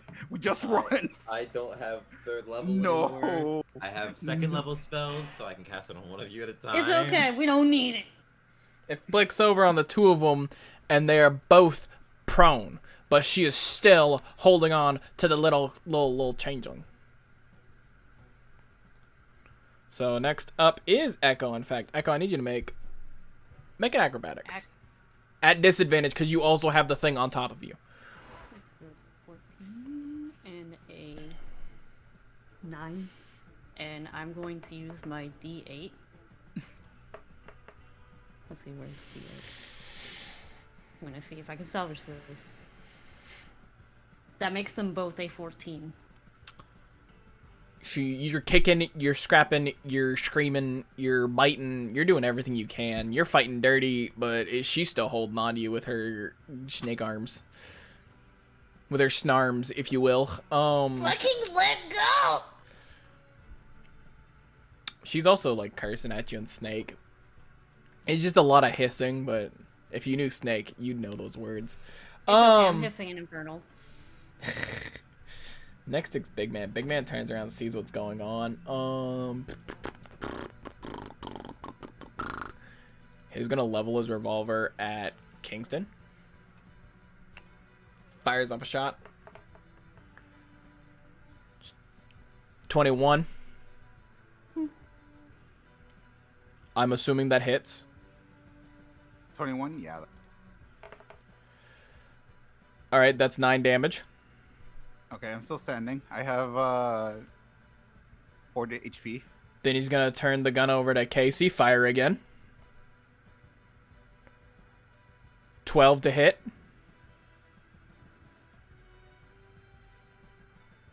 Casey. Sorry, muted. It's I have an AC of 13 that doesn't hit.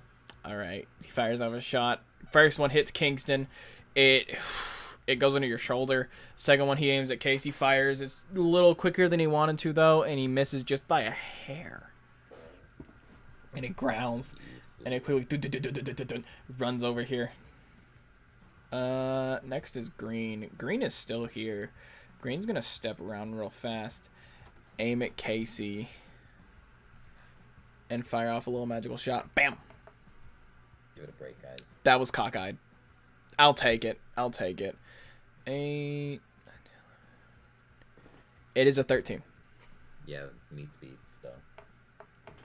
Go ahead. That is 4 damage. Jesus Christ. 4, okay. Quick snap of the finger. Little, Bam.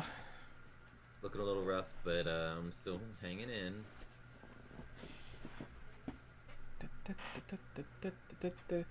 Red and orange.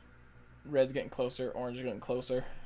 They're right up with the Padre. Padre seeing the situation. Very angered. He can't see me, so he can't cast a spell. He on can't me, see you. technically. You're right. He can't. So, What the fuck was that noise? Oh, that was my Oculus. Why did my Oculus just beep? What the fuck? Okay. good thinking, Kingston. Yeah.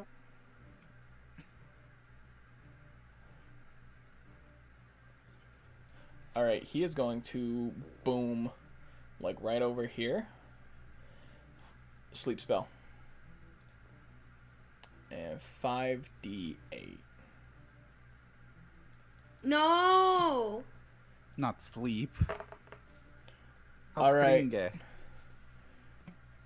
22. That is 10 to Green. Green falls asleep. Does it go from highest to lowest? Let me double check actually.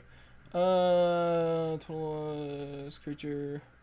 Ascending order of their current hit points. Ascending, so that would be lowest to highest, right? Yeah, Yeah. so I have 4. I have 8. Oh, so 4. That Kingston, you are asleep actually. Yeah. Vertical. So that would leave 18. Yeah, all of you would be asleep, except for Echo. Meanwhile, So I'm just under here with Snake Lady, like, oh, so you fucking two kill you! goobers are asleep, and Green is asleep. Fuck Green, dude. They're like, this man is useless. When the creature is affected with a spell that falls them unconscious, the spell ends. The sleeper takes damage, or someone uses an action to shake or slap the. I love that, slap the sleeper awake. I like that. I'm right next to you. You know what to do, Echo. Moving up to the next. I don't have must be arms equal or right less. now. Yeah, so the 3 of you goobers are asleep. And so that skips. So then purple's gonna move closer, or move over here. And with the assistance of Wilhelm, pull the cover off of the 2 of you, which means that it is Snake Woman's turn. Snake Woman is going to get up while tussling with you. Push past purple. I'll go 5, 10. They're gonna quickly Let me go. boop over here. Echo, it's your turn. How you gonna do this? Oh, God. What are you gonna do? I don't have arms, right? You're being held by a Snake Woman's arms. Let me see what grappling does real fast. So that I know what I can and cannot do. You can kick your little legs. It ain't gonna do nothing. That could be flavor text, but you have to break out of it. Alright. I will use acrobatics Yeah. and pray. Are you fucking serious? 10. Nope, she's still holding on. No! Boop, boop, Rip. boop. GG, It goes boys. to Wilhelm. Wilhelm quickly gets back to the others. It goes to Purple. Purple gets back to the others. It gets to Annalise. Annalise pulls the fighting Echo with her. The Padre looks around. And he says, "Alright, everyone's here." And he is going to, let me double check the spell, just to be sure I'm right. Alright, the ground and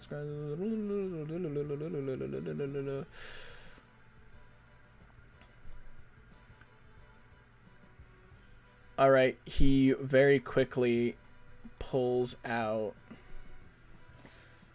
a bright red chalk, like a chalk that's kind of glowing. And he very quickly draws a circle around the group, 2 circles, immediately starts writing sigils. Echo, as you're fighting and watching, you know what those sigils read out, but they're like a mess in a way. Like they're hastily written out. But he looks back at Kingston, Casey, and the Green Man,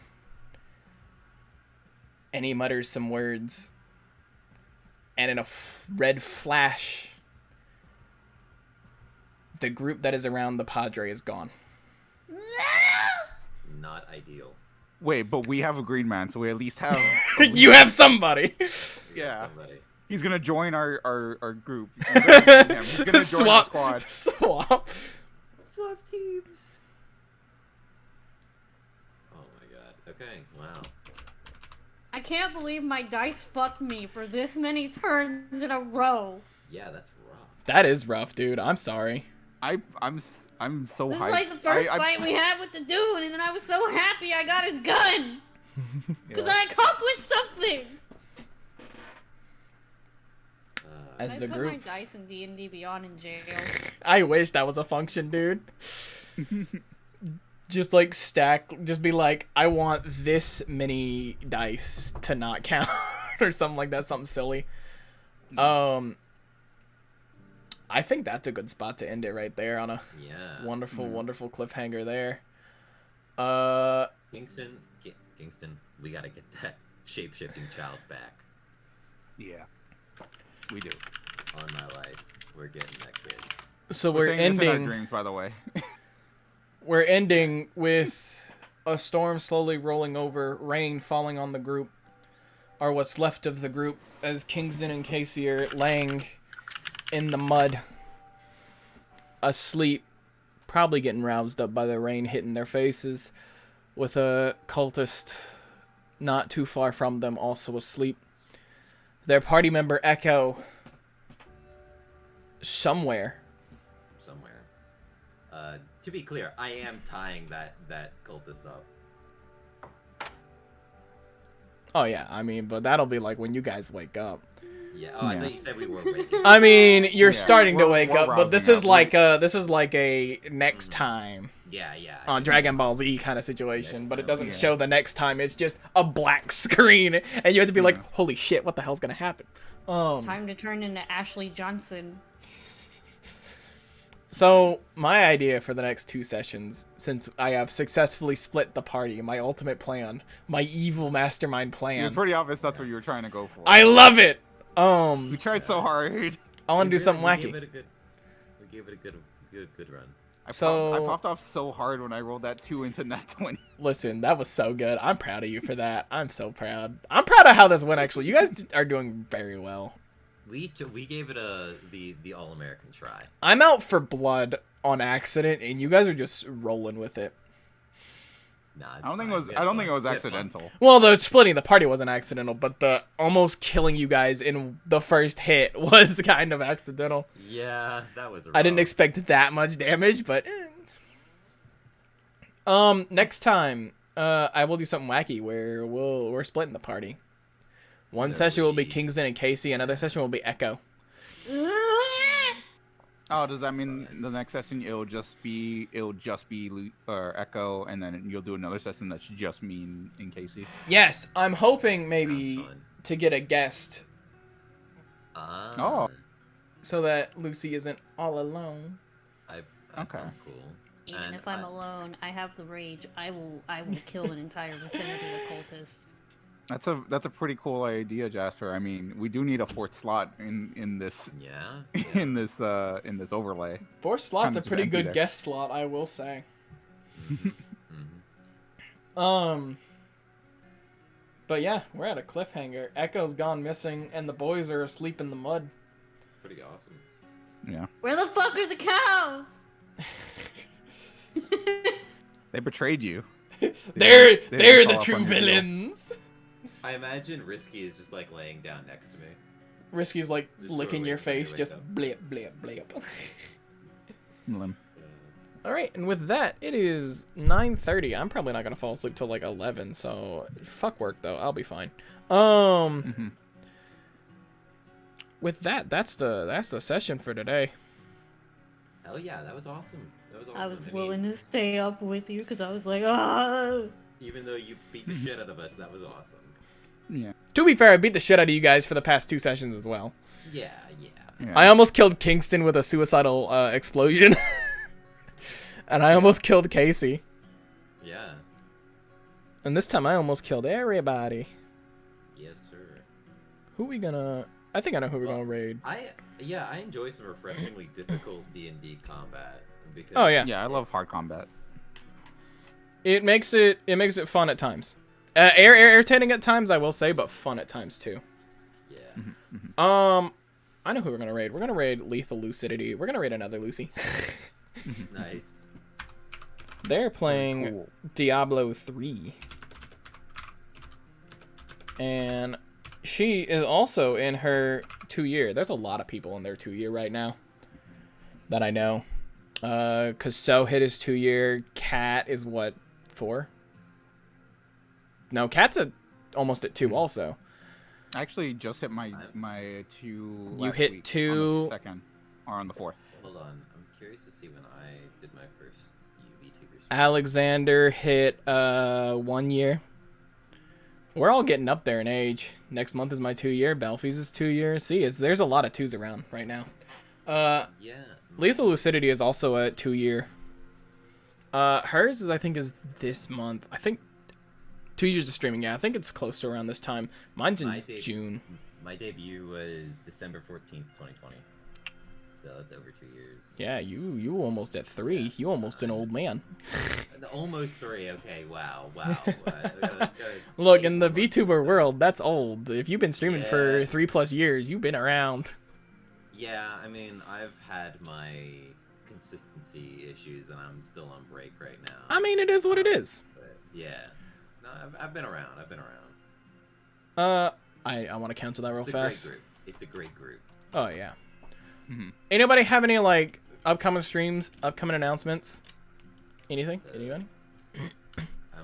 I'm working on a video in big quotation marks. I believe in that video. I believe in Sheriff Supremacy. Yeah. I need art of El Weiwei T-posing now. He doesn't have arms, so that does make it a bit difficult. He has 2 little like sticks with little like fake arms. Yeah, or it's like the little goblin thing that's like a napkin or whatever. You know what I'm talking about? Oh yeah. I know what you're talking about. Yeah. The dubious fellow. Kara, Lucy. Right now for me, I'm still doing my Persona-thon. Yeah, you're still doing I'm the at Persona-thon, yeah. Yeah, I'm at $623. I am 1 month out in game, so I can basically finish the game with like maybe 3 or 4 more sessions of the game. Sweet. Let's go. Yeah. It's a little bit up in the air right now because I started my new job. I'm going in my 2nd week tomorrow, and then I work Wednesday, and then I work again Thursday because they were just asking me if I could work Wednesday. Yeah. While we were doing the session. But hey, that's good. But yeah. More monies. Yeah, more money. Lucy? See? Any upcoming streams? Any upcoming big girl moments? I actually will be streaming Dredge shortly. Shortly. I'm having a late night. Oh boy. I've heard good things about Dredge. Oh, it's so nice. I don't know anything about it, so I'm gonna try and stay completely in the dark. But Our- I'll do my modly duties. Our local Catboy Lasso, I got the Steam link and I sent it to him, and he's like, "Yeah, I already have like a bunch of hours in this." Because it's a fishing game. He loves fishing games. But thank you guys for stopping on by. As far as I know, tomorrow we're joining Kat, Nurgle, and we're all going to be playing Borderlands again. Nice. And Devo. I feel bad now. I missed out on Devo. We're all going to be playing Borderlands. Wednesday I'm not doing anything. Thursday is going to be more Pokemon Fusion, followed by Borderlands. It's a double BL week this whammy. week. Double boy love week, as Nurgle wants to call it. Yeah, gotta love BL. Gotta love BL. I will say that on my Twitter I do have a thread of polls for what the team is going to be through these final parts, that if you go to my Twitter, you should check out and vote. And if I do, I think it's !social. It links to all my shit. Yeah, there you go. The Twitter's at the bottom. I'm just saying. Hey, you know. We're going to go raid Lucidity because, again, 2-year hype. We love the 2-year hype. 2-year hype. Yeah. And thank you guys for joining me for another session. Yeah, thank you so much. We get to plan wacky sessions. Always a pleasure. Looking forward to playing next week, right? Next week. I have to plan. My planning takes a while, but I have to Yeah, plan. no worries. But I am very excited for what's about to come.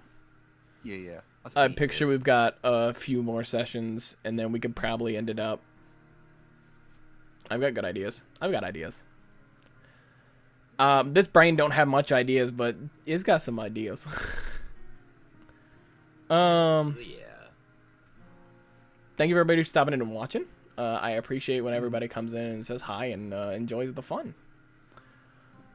And I think that's it. I think we're ready to raid. Yeah. We're gonna skadoodle on over there. Hibbity-bop. Thank you for stopping on by. Remember, be good. Don't do anything illegal. Bail is expensive. Don't get caught.